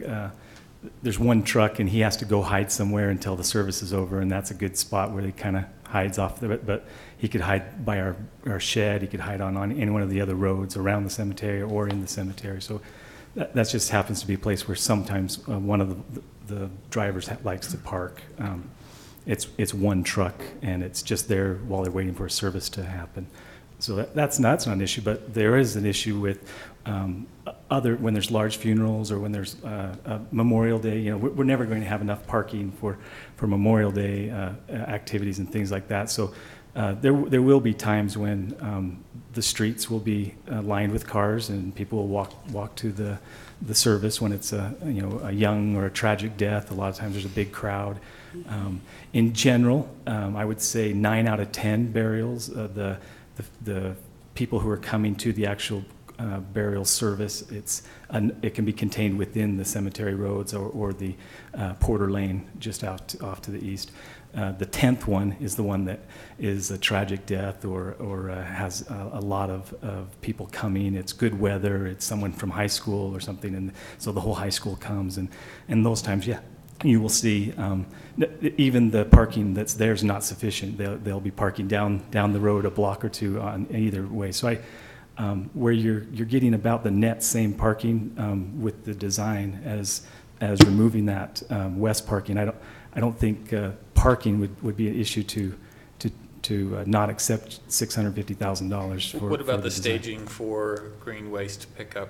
That is an issue. That we've used that in emergency situations. We just recently used it, so the city would have to think about where would we make another green waste pickup if that's something we're going to continue. Where's another good site, and how would we do that? As far as city properties or city parking lots in that area of town. I don't think we have one. You know, farther to the east, the city has property of the mountainside. Out west, we've got public works property. There's in emergency situations, there's churches and schools in between and around. But yeah, we don't have another parking lot somewhere. With the redesign, would we not have an area where green waste could go? Your top parking lot, that, what did you say, how many stalls are there? It has 25. 25. Plus 2 It handicap. has one, yeah, it has one But it's entry. got one narrow entrance. One entry. It would not be ideal for that situation. It's probably our best option if you're looking for a large flat asphalt area to dump debris. Lisa, will you remind me if, when we talked about the green waste pickup last time, if we talked about the option of using a church parking lot temporarily for that? That's something We've done that. that I've always thought would be a good option if there's 2011, no reason not to. we used the stake center for that area. But that was for an emergency, an not for a city emergency. scheduled Yeah. come drop off No, your junk. no, you're right. Would We there can't be do that. would there be a legal reason to prevent us from partnering with the city on that? Well, we can lease property. We would have that authority to lease property from. So I guess my point is that it's not that it's not a valid concern, it's that can we get creative and solve that problem for that once-a-year situation versus not accept $650,000 to greatly improve an old park that needs improvement. Yeah, I know one of the ideas we talked about before we went with this last test season was having big roll-off dumpsters that we set in on different streets on different days of the week, and neighbors can fill the roll-off dumpster, and on Saturday it gets hauled away and goes to another neighborhood or something like that. So that eliminates the need for a large parking lot and lots of. Dave was very objecting of that because if you've got an area that you don't have monitored, you don't know what you end up with. Yeah. He said a lot about concrete and couches.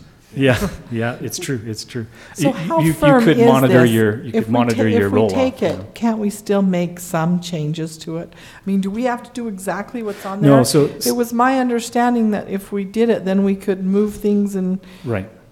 So Councilman Ivey made a good point that there doesn't show specific parking stalls. That we did that on purpose because if you do, you have to make exactly how many parking stalls, and you give up your ability to make detailed changes in the plan. So this is just a conceptual plan. It says 2 tennis courts, it says a parking area, it says a pavilion, it says a playground. You have to put all those elements in. But we don't have to put them where it shows it. Right. You can move them around, you can adjust things, but you do have to put everything that's in the plan, listed in the plan, that's there. You have So to put if it we in. really wanted to push it, we may be able to even put the parking lot at the bottom again. You could rearrange things, you bet, yeah. And then the other thing that I would say in response to Stephanie's legitimate concerns is that the process that we went through was quite thorough, and we did have a large turnout on our subcommittee that helped, and these were regular users of the park. And so I think it's a little bit too general of a statement and dismissive to say the users of the park really actually want this and not this. Well, if you ask people, what would you like in a park? The sky's the limit, or we're going to get money from somewhere else, you don't have to worry about paying for it, then that's one thing. But if you ask people, do you enjoy the park? Well, no, we hate the playground equipment. When are you going to fix it? I live in that neighborhood. My property touches that park. So I get it all the time, all the time. And the idea of the bottom half is going to get fixed and worked on and changed, and the top half will wait until after that, doesn't get swallowed well. But the bottom half includes half the playground equipment, the larger half. And so that will be immediately replaced with really amazing designed playground equipment that people will be very excited about. And then they'll be able to say, okay, now what's going to happen, and see that we already have a plan for continuing that up to the 3rd level.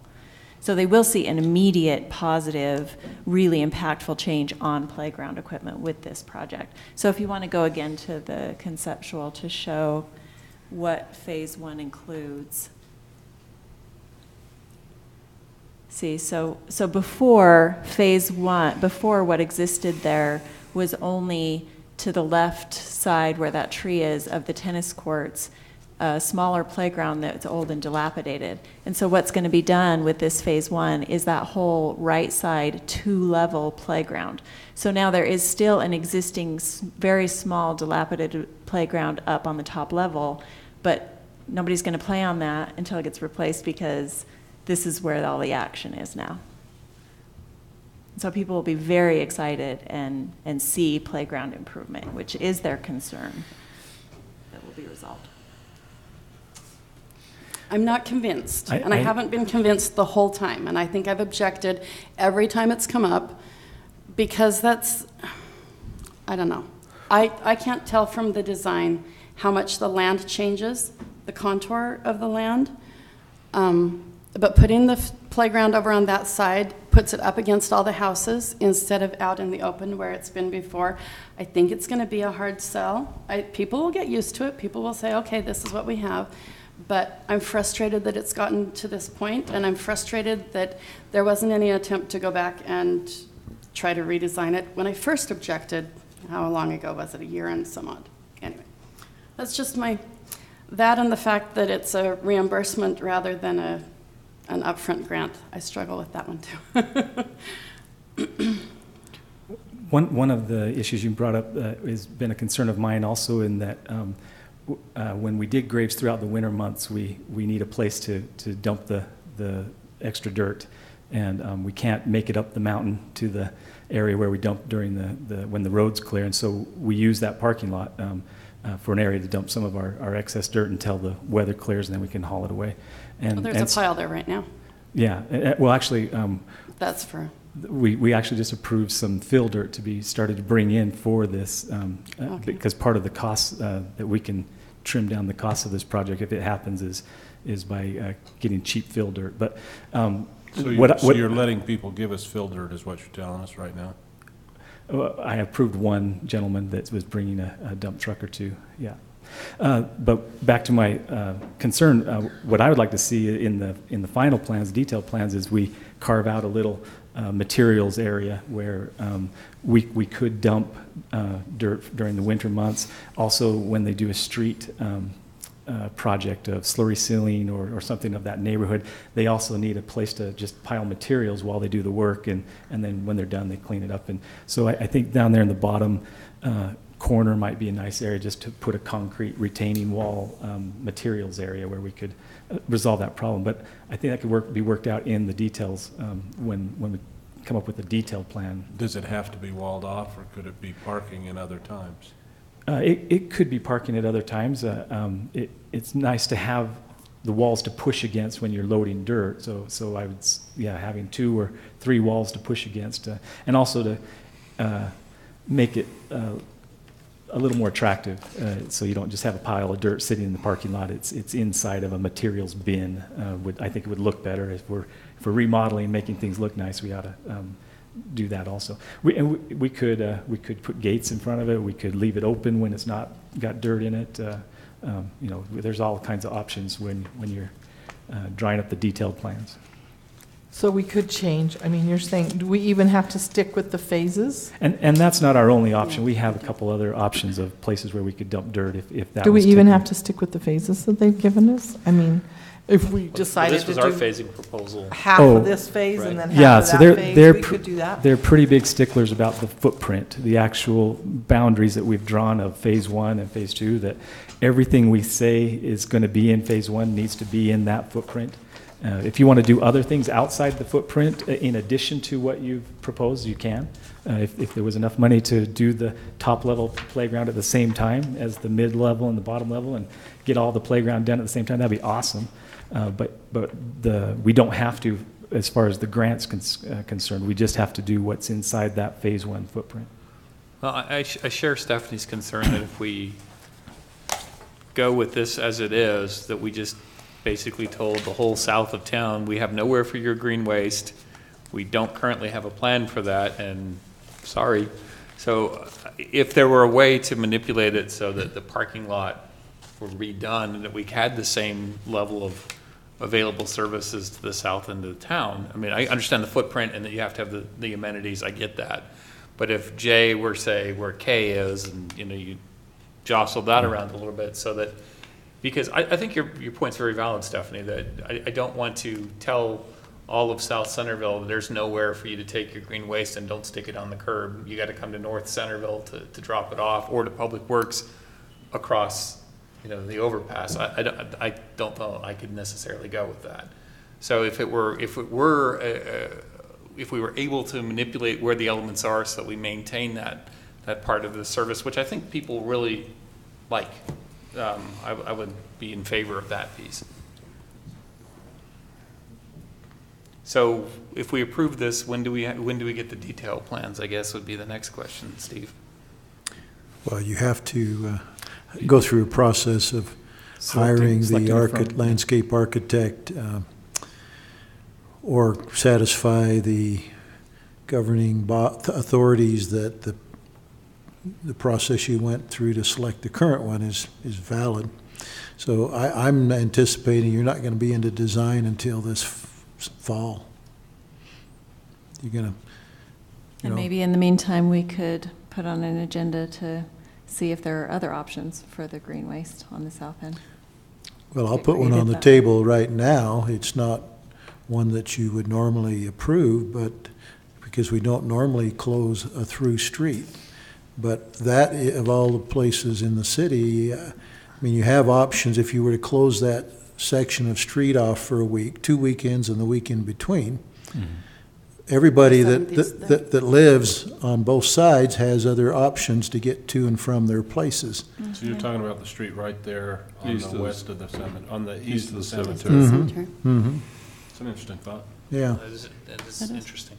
That was kind of the backup plan this year. It was a test run. If there ended up being a lot more than we anticipated, that they could block off the street and fill the street. So how would you see staging that? Would you block half the street, they come through and drop their materials, or how would they? Because I'm used to the pull in, drop off, pull out sort of arrangement. Yeah, we'd have to. And even this year, if you recall from the newsletter, we recommended a certain flow pattern, and you could do that with blocking off the street. In my mind, it's a very viable way to handle it. You notify the fire department that during this week you got to be aware that this is closed off, and obviously your police. But it's only 2 weekends and a week in between. Mm-hmm. Yeah, and it's comparable to the area at Smoot Park where the other area was that we have. So right. Size-wise, yeah. Well, that makes me feel a lot better. I wish we'd had this discussion a year ago. Well, and I kept hearing you say, I'm against this, but not such a specific list, so that was helpful. So Bruce, I've talked with you and Lynn. I noticed that the risk of getting punched in the side by a council person. You haven't changed this from tennis courts to pickleball courts yet. So we can't. That's one of the things. Just kidding, yeah. As far as the grant. But I'm serious. We need pickleball courts. And all we have to do is paint the pickleball lines on against this grant, everything can go back to the drawing board. If you want to accept this grant, you have to put in 2 tennis courts because. That's what we put in as the conceptual plan. You're taking out 2 tennis courts and putting in 2 new ones. But didn't you say those 2 tennis courts could be 4 pickleball courts? They could be striped. You bet. They could be striped with pickleball lines, and pickleball could be played on them. But they also have to be compatible to play tennis on, just because that's what we said we were going to build. Great. The top level, phase 2, is still up for grabs. You could put a lot of pickleball courts up there too. I think where we put our pickleball courts, we want to have plenty of parking, because I think you will see increased demand, increased use of more than just a new playground would draw. I think you would see. A lot of playground goers don't drive, but almost all pickleball players drive. All righty. Any recorded questions for Bruce? Okay. No, I have a. We're moving on this. You have another question, Councilwoman Ivey? No, I was just gonna ask Steve how. So does our match have to be upfront? Or do we have a full year to accumulate the RAP tax to provide that match? How does that work? Well, we 'Cause on the would, cash flow, well, we have it to just says it. pay the bills, and then at certain points, and it's my understanding, you don't have to wait till the very end of the project. You submit for reimbursement at points in time as you progress through the work. Yeah. So it's not and as far as a cash flow, you may, put up the cash flow analysis, Jake. Let me just bring you up to date on that. I think, Stephanie, with the 64,000 odd administrative fees, we should be able to submit expense reports more than once. That's my viewpoint on it, as often as we need to. That's pretty good administrative fee. That's a huge amount for them for to the state, say. yeah. For the state, yeah. So, hey, Yeah. if it's 20 or 200 expense reports, we've And already they paid you actually for it. cut it. It's normally 10%, but we actually got more like a 8-point-something%. Still a pretty good administrative fee. Right. Yeah. And we did this analysis so that we knew we would have the money in the time frame. You work for the state. Yeah, here's my, just so in the spirit of full disclosure, let me just acknowledge or make it clear again that there are a couple of question marks with this. One is the timing of the $318,000 in park impact fees that you see associated with Legacy Commons. Legacy Commons, yeah. I'm showing that is, I assumed in this analysis that would come over the fiscal year period of fiscal year 19.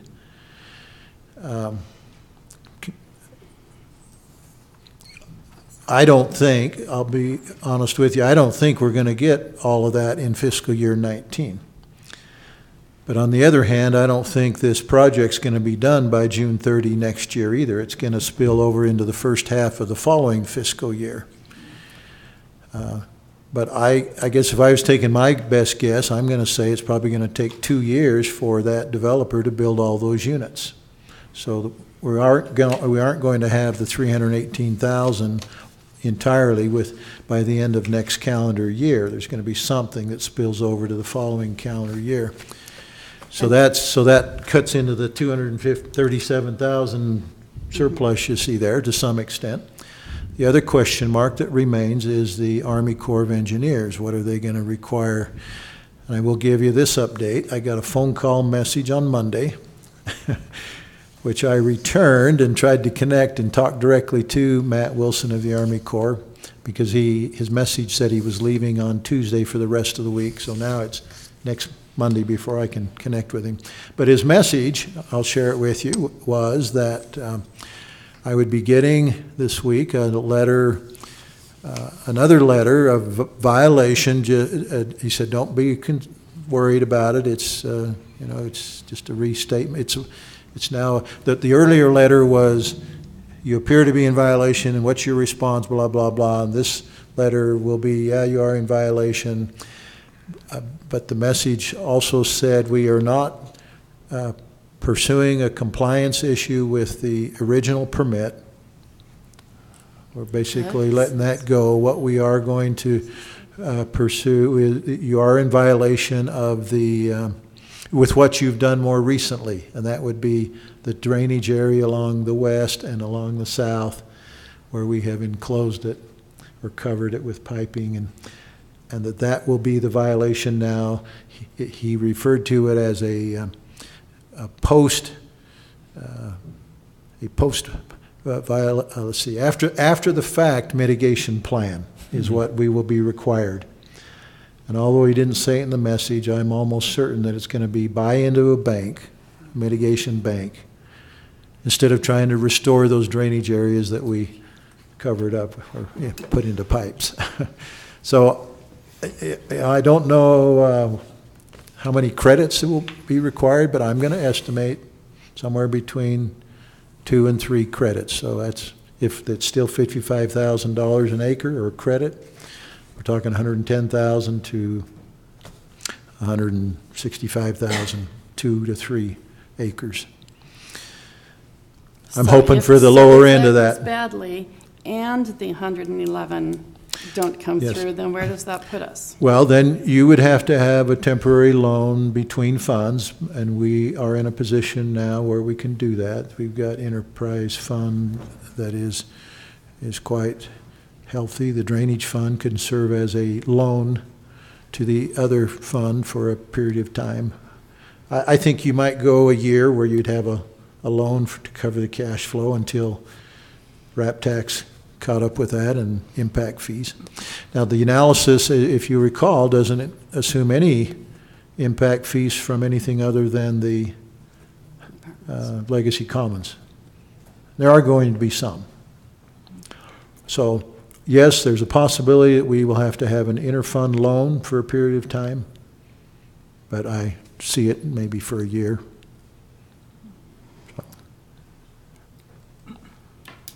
Okay, so on the cash flow, I'm seeing the 677 match, but it sounds like, Well, I actually am not, I'm not showing you the match, am I? yeah, right down there at the bottom. Oh, yeah, the match, yes. I'm not showing the actual The grant money because that's just, you know, a wash. I'm just showing you the part that takes our money. The grant's not put into there, but also the expenses, the match that the grant covers are not in there either. But we should have the 64 grand that the state takes out of it included as what we. That comes out of the grant portion.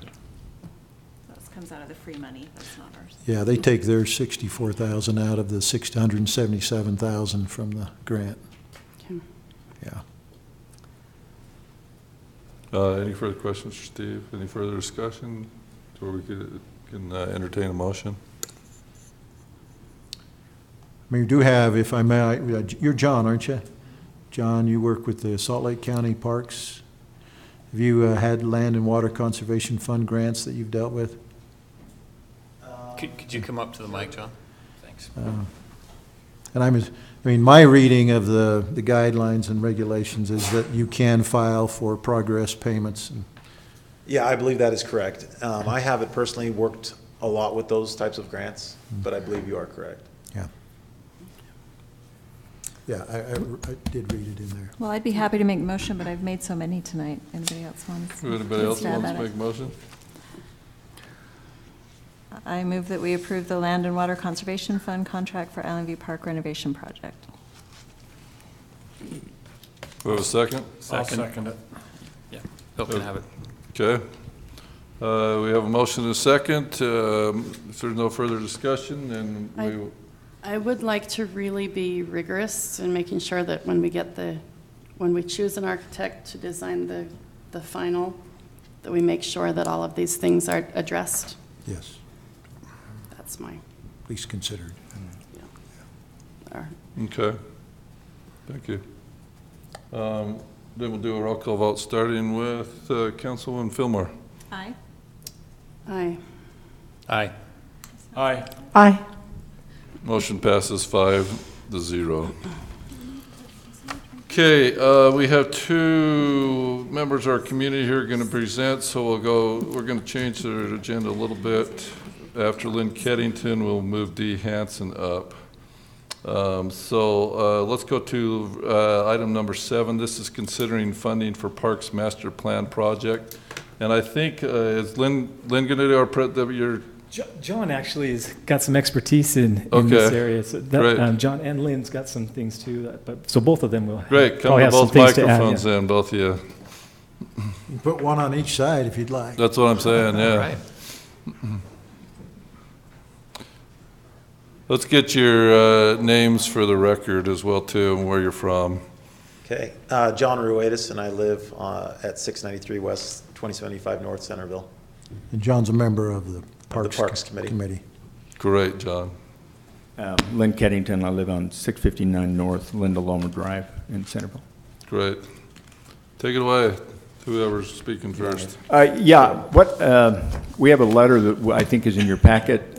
John wrote this letter and is a experienced landscape architect and also works with is employed by the Salt Lake County, I believe, Parks and Recreation Department, and so I'm going to have him, he's more familiar with the master plans and things like that, so I'm going to have him address that part of it, if you will.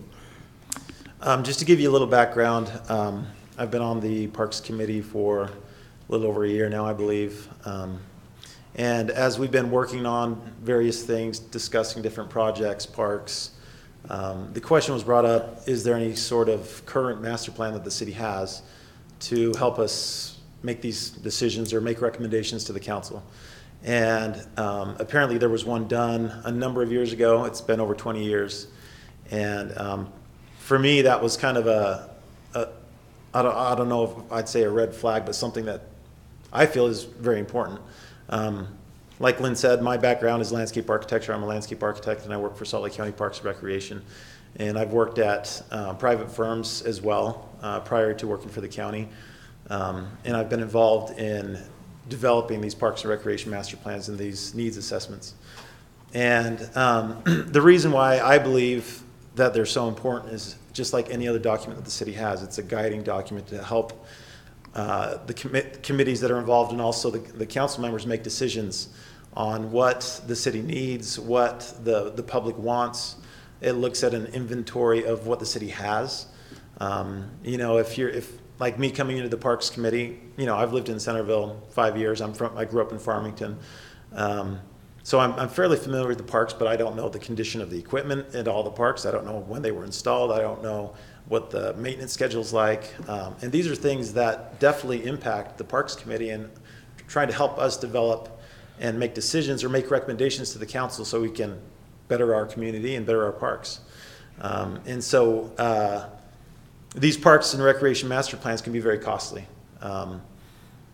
And so in discussing this, Lynn had the great idea of approaching Utah State University. And maybe I'll let Lynn kind of go over that portion of it and kind of where his discussions have taken us. Well, when we first started this process, I asked John, you know, just about what one of these would cost if we went out to a commercial landscape company. And he told me 60, 70, 80, 90, anyway. It's a lot more money than what we felt comfortable coming to the city council with.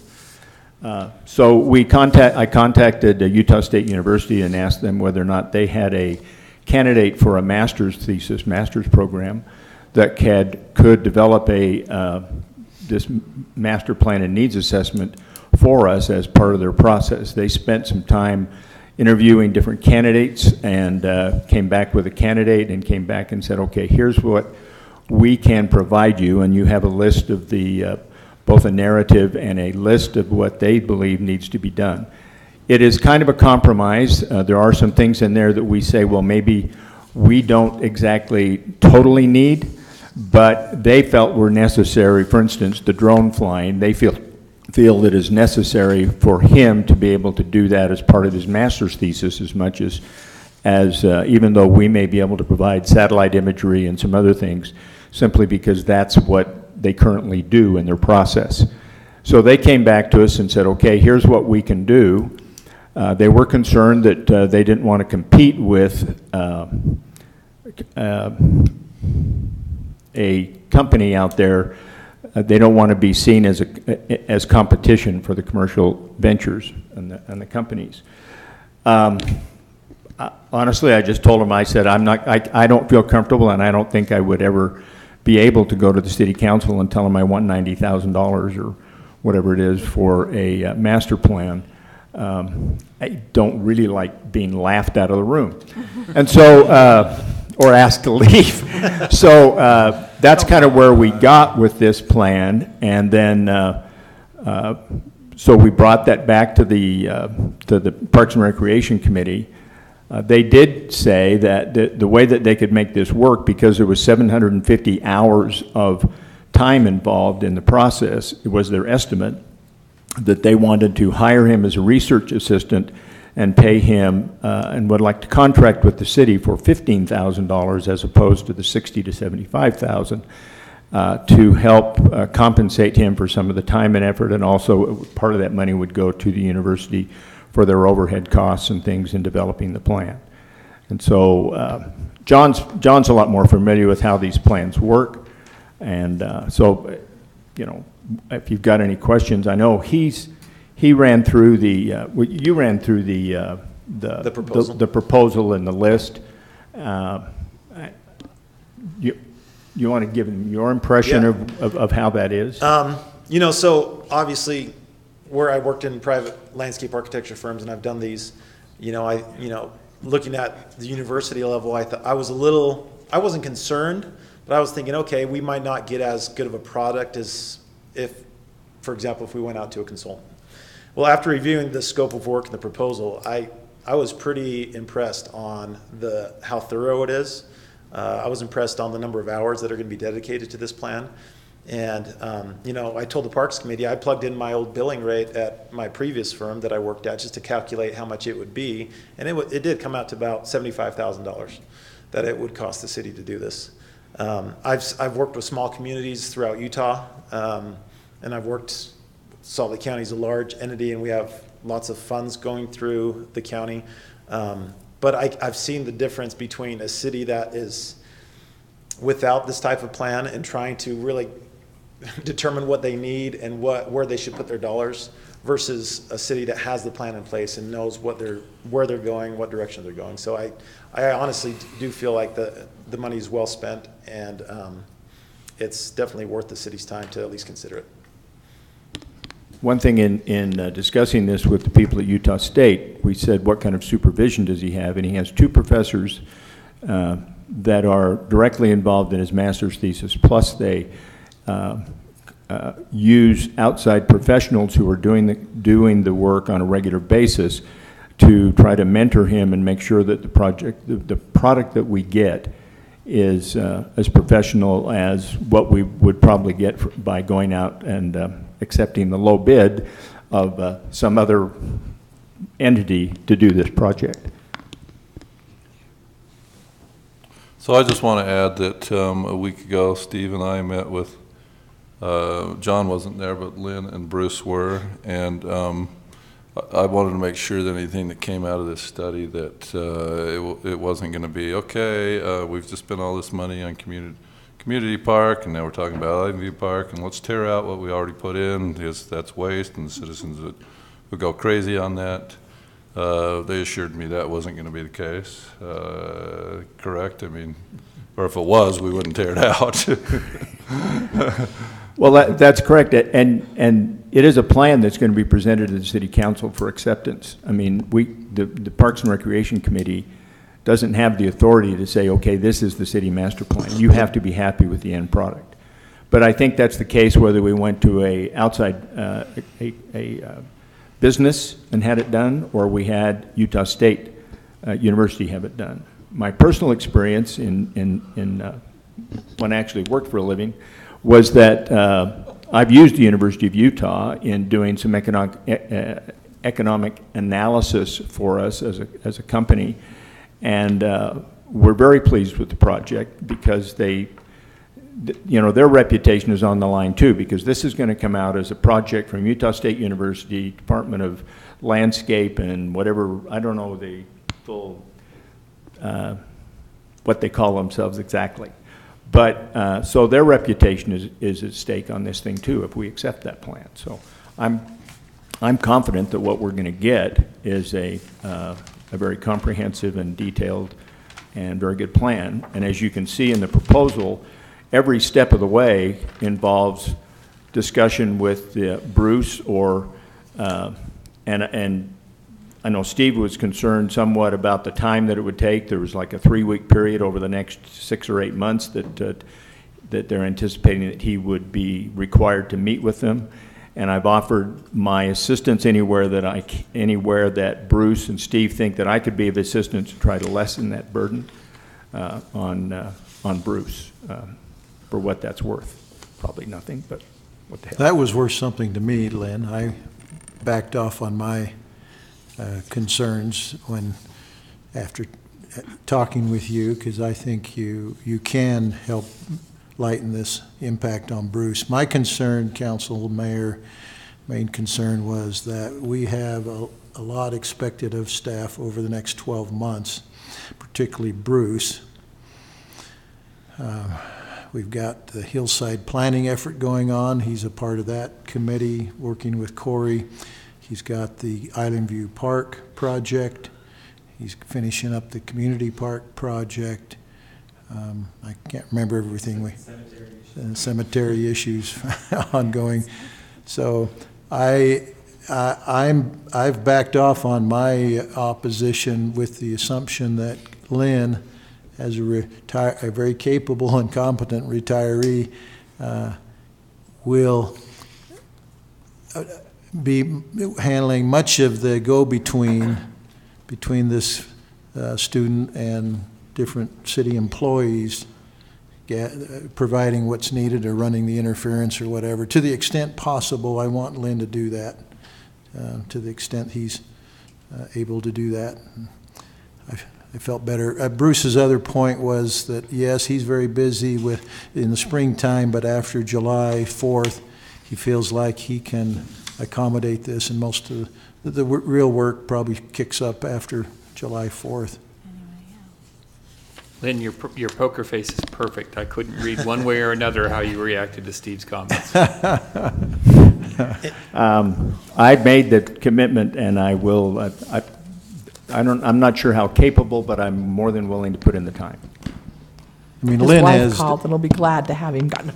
I mean, Lynn has done a lot of things on the initiative as the chair of the Parks Committee that has impressed me. He is a go-getter, and I think he will help lighten this load on Bruce. I asked Lynn specifically because he did have that poker face when he was sitting across the desk from me in It's the couch perfect. in the mayor's office. I said, "Are you retired?" And he says he was. And didn't you say something to the effect that your wife, you've ran out of projects to do? She would.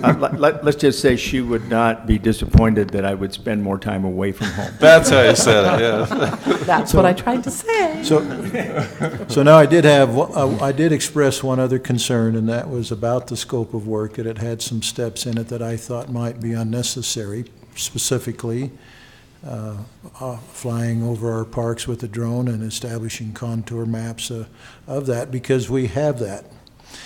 And yet the explanation back was, yeah, but he needs to do that as part of his project to fulfill the requirements of his thesis or whatever this is fulfilling.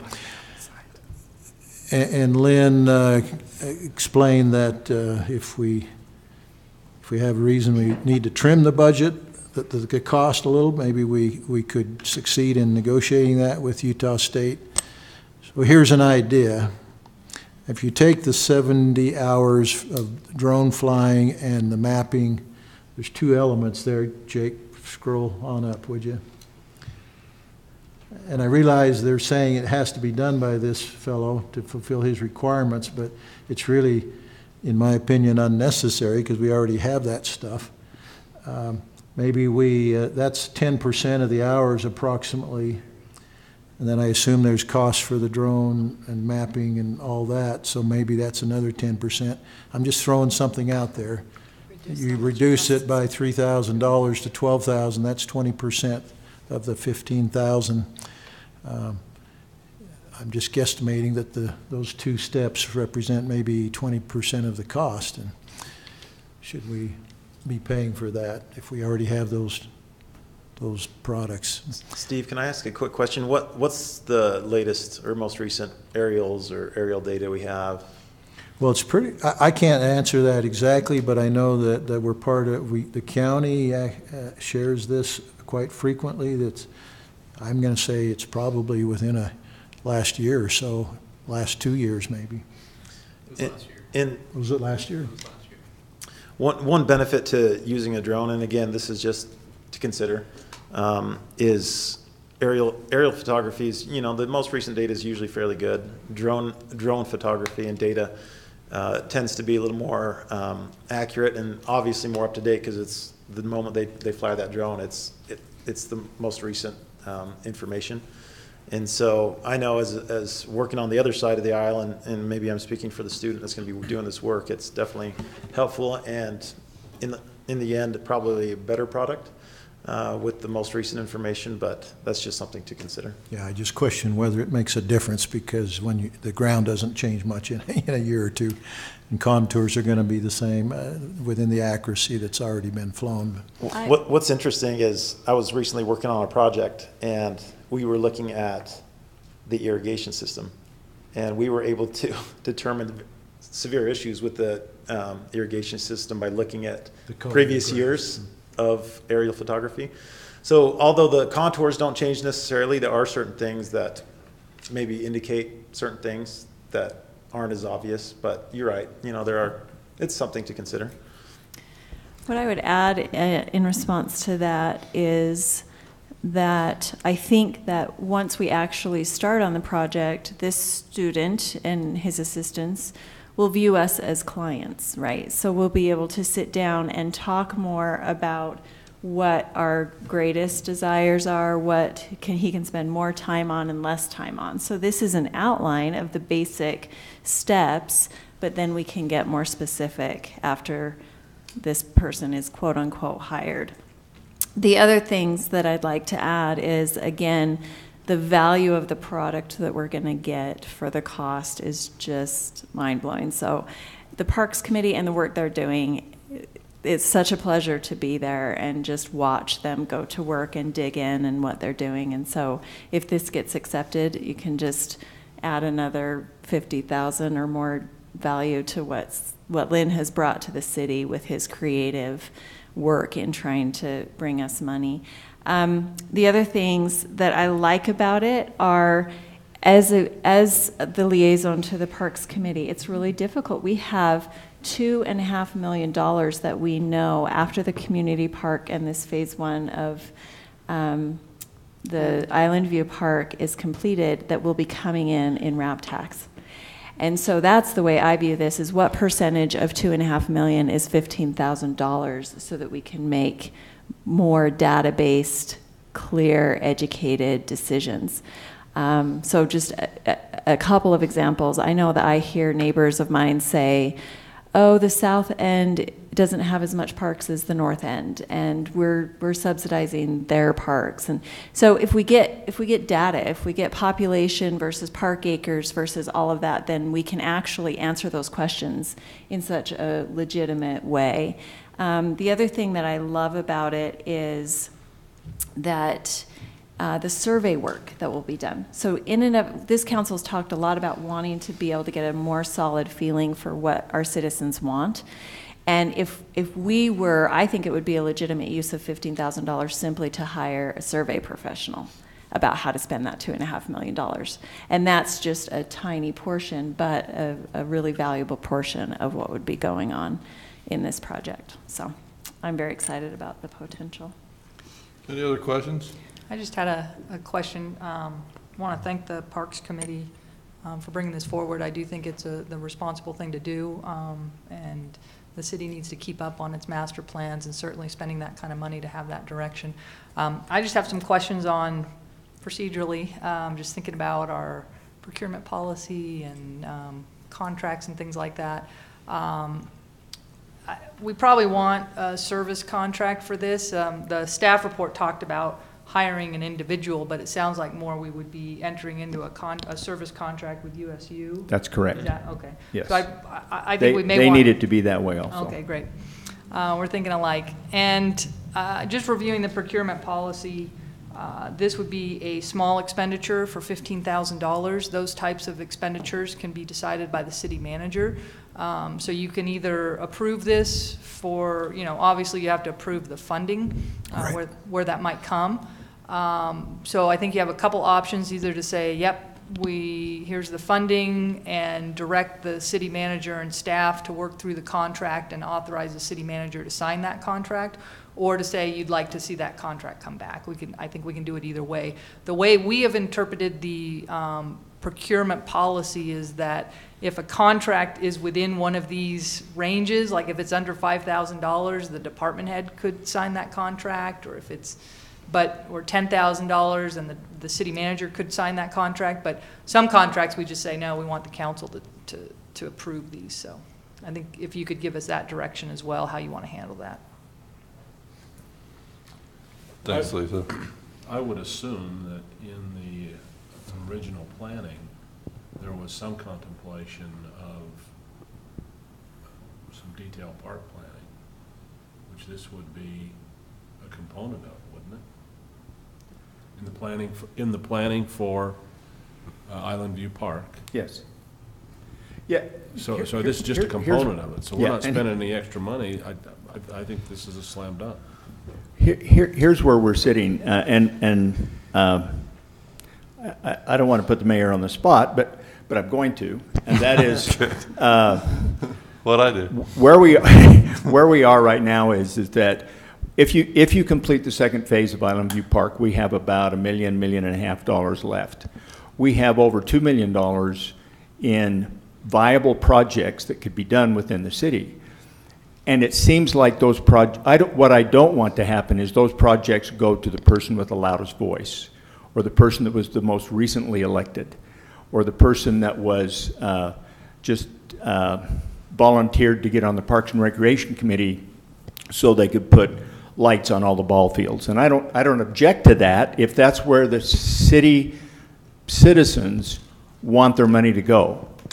But where we're at is the former mayor, one of his comments to me was that make sure you get 2 more tennis courts in. This mayor said, where the hell's the pickleball courts in this process? So a master plan may help us, although, ultimately we don't have the authority to authorize any of that. So, but it may help us to say, this is what the general population of the city thinks we need to do. And when those requests come, we can say, we have data and we have a master plan that we have thoroughly vetted that says this is the direction for the next X number of years, and that we think where we ought to spend that extra RAP tax money. And I think that's that's one of the major benefits of having this done. And we're just kind of right in that spot. But we have, a long time left in that RAP tax that we think that we can better serve the community by getting the data and being able to support that when we come to the city council and say this falls right in with our plan, which hopefully the city council has approved. Well, I think it's a reasonable approach. This is someone's master's thesis. Having been through that process, if he only spends 750 hours on it, he's not going to get a good master's thesis when he goes through. There will be more hours put into this than what actually gets billed.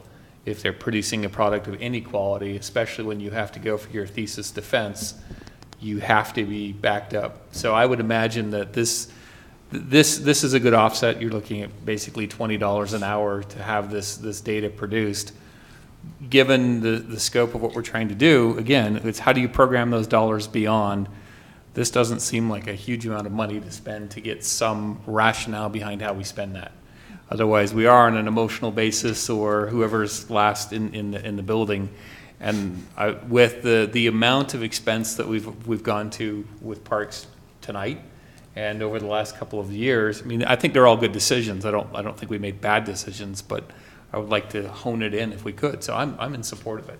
And with the drone flying, to me, I interpret that directly as this is a component of that person's thesis. This is part of the presentation they have to give. So to me, that's a little quid pro quo, a little bit of offset for the other hours that this individual's not going to get compensated for developing this. So let me suggest to you 2 potential ways of funding it.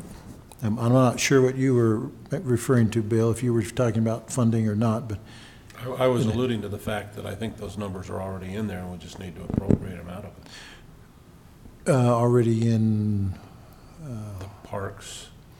Well, that may relate to what I'm about to say. I see 2 potential ways you could fund this. One is you would use the contingency of the RAP tax in this coming fiscal year.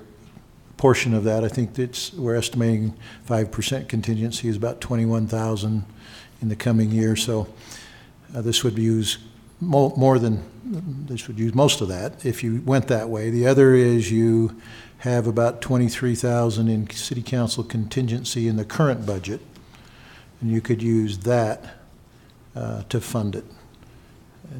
The fiscal year ends in 6-7 weeks, so I'm not too concerned that we'll have surprises. Did you also mention that there's maybe surplus in the Parks and Rec budget? Did that work? Surplus, you mean in the committee's budget?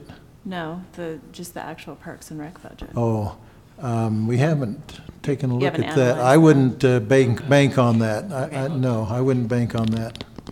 Not with Bruce's bonus, I don't see. This is a heavy season of seasonal labor. This is seasonal labor time, and we just don't want to gamble with exceeding the budget. Yeah, we're as tight as we've ever been on budgets. Yeah, yeah. Increase some of our seasonal wages, and we cut things way back because of tightening So- belts in the last 2 years. So- I'm hoping that we still stay within budget. Yeah, we'll be monitoring that together, won't we, Bruce and Jake?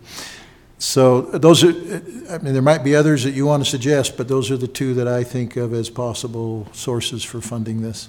And it's really up to you which way you want to go. I would make a proposal that we authorize the city manager to complete the contract negotiations subject to the presentation that has just been made, apprise us of details that he think are necessary at the time, and as far as funding the $15,000 contract, that half of it come from the RAP tax contingency funds, and that the balance come just from the Parks and Recreation Fund. They don't have it.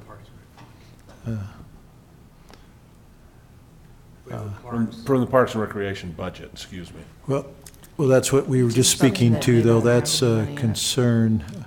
Unless you're talking about amending his request. In the capital budget? We've got the analysis that's So here that's you a mean part of the it. parks improvement, the capital fund? Yeah, the capital fund. That's such a small amount, that makes. Yeah, it's gonna come out of the park impact fees and. But is it- No, we is it- can't. No. And is a plan a capital improvement? Yeah. No. It has to be, it has to be a new park development. It has to be. Park impact fees has to spend on new park development. 50% contingency, 50% So, general. what was your first 50% form, was from what? Out of the RAP tax contingency. So what Same about- one you suggested taking the whole thing from. So what about the other half from the current contingency fund? Yeah, that's fine. For the balance from the current city council contingency fund. I'd second that. Got a motion and a second. I just have one caution on numbers 5, 6 of the existing conditions and 2 on the analysis. If we could just make sure that there's some way to designate trails that exist that are not public, because this is a recurring problem on our hillside, that there are trails that are out there as trails and advertised as trails, but they're on private property, and it causes a huge headache for those property owners and for the people that break their legs up there when they're not supposed to be there. So if Yeah. there's some way to That's very good. differentiate. That's critical. That USU student needs to know that because those private property owners. In other And I words, think with- leave those off. Yeah. I If think they in could be working left with off Bruce- or something. Oh, sorry, go ahead. No, that's I think in working with Bruce and Lynn, they can definitely help identify what's what to. That'd be great. Yeah. I saw a map that the county produced, and it listed them big as life, and I thought, Yeah. somebody missed, so. Great. Don't want to do that. Motion and a second. Councilwoman Meekum. Aye. Aye. Aye. Aye. Aye. Motion passes 5-0. Thank you, John. Thank you, Lynn. Thank you. Yeah, thank you. Thank you, Bruce. Lynn, for all of your work and what you do for the city. Yes, thank you very much. You didn't throw me under the bus as bad as I thought you would. So, I'll try harder next He time. was reserving that for a later date.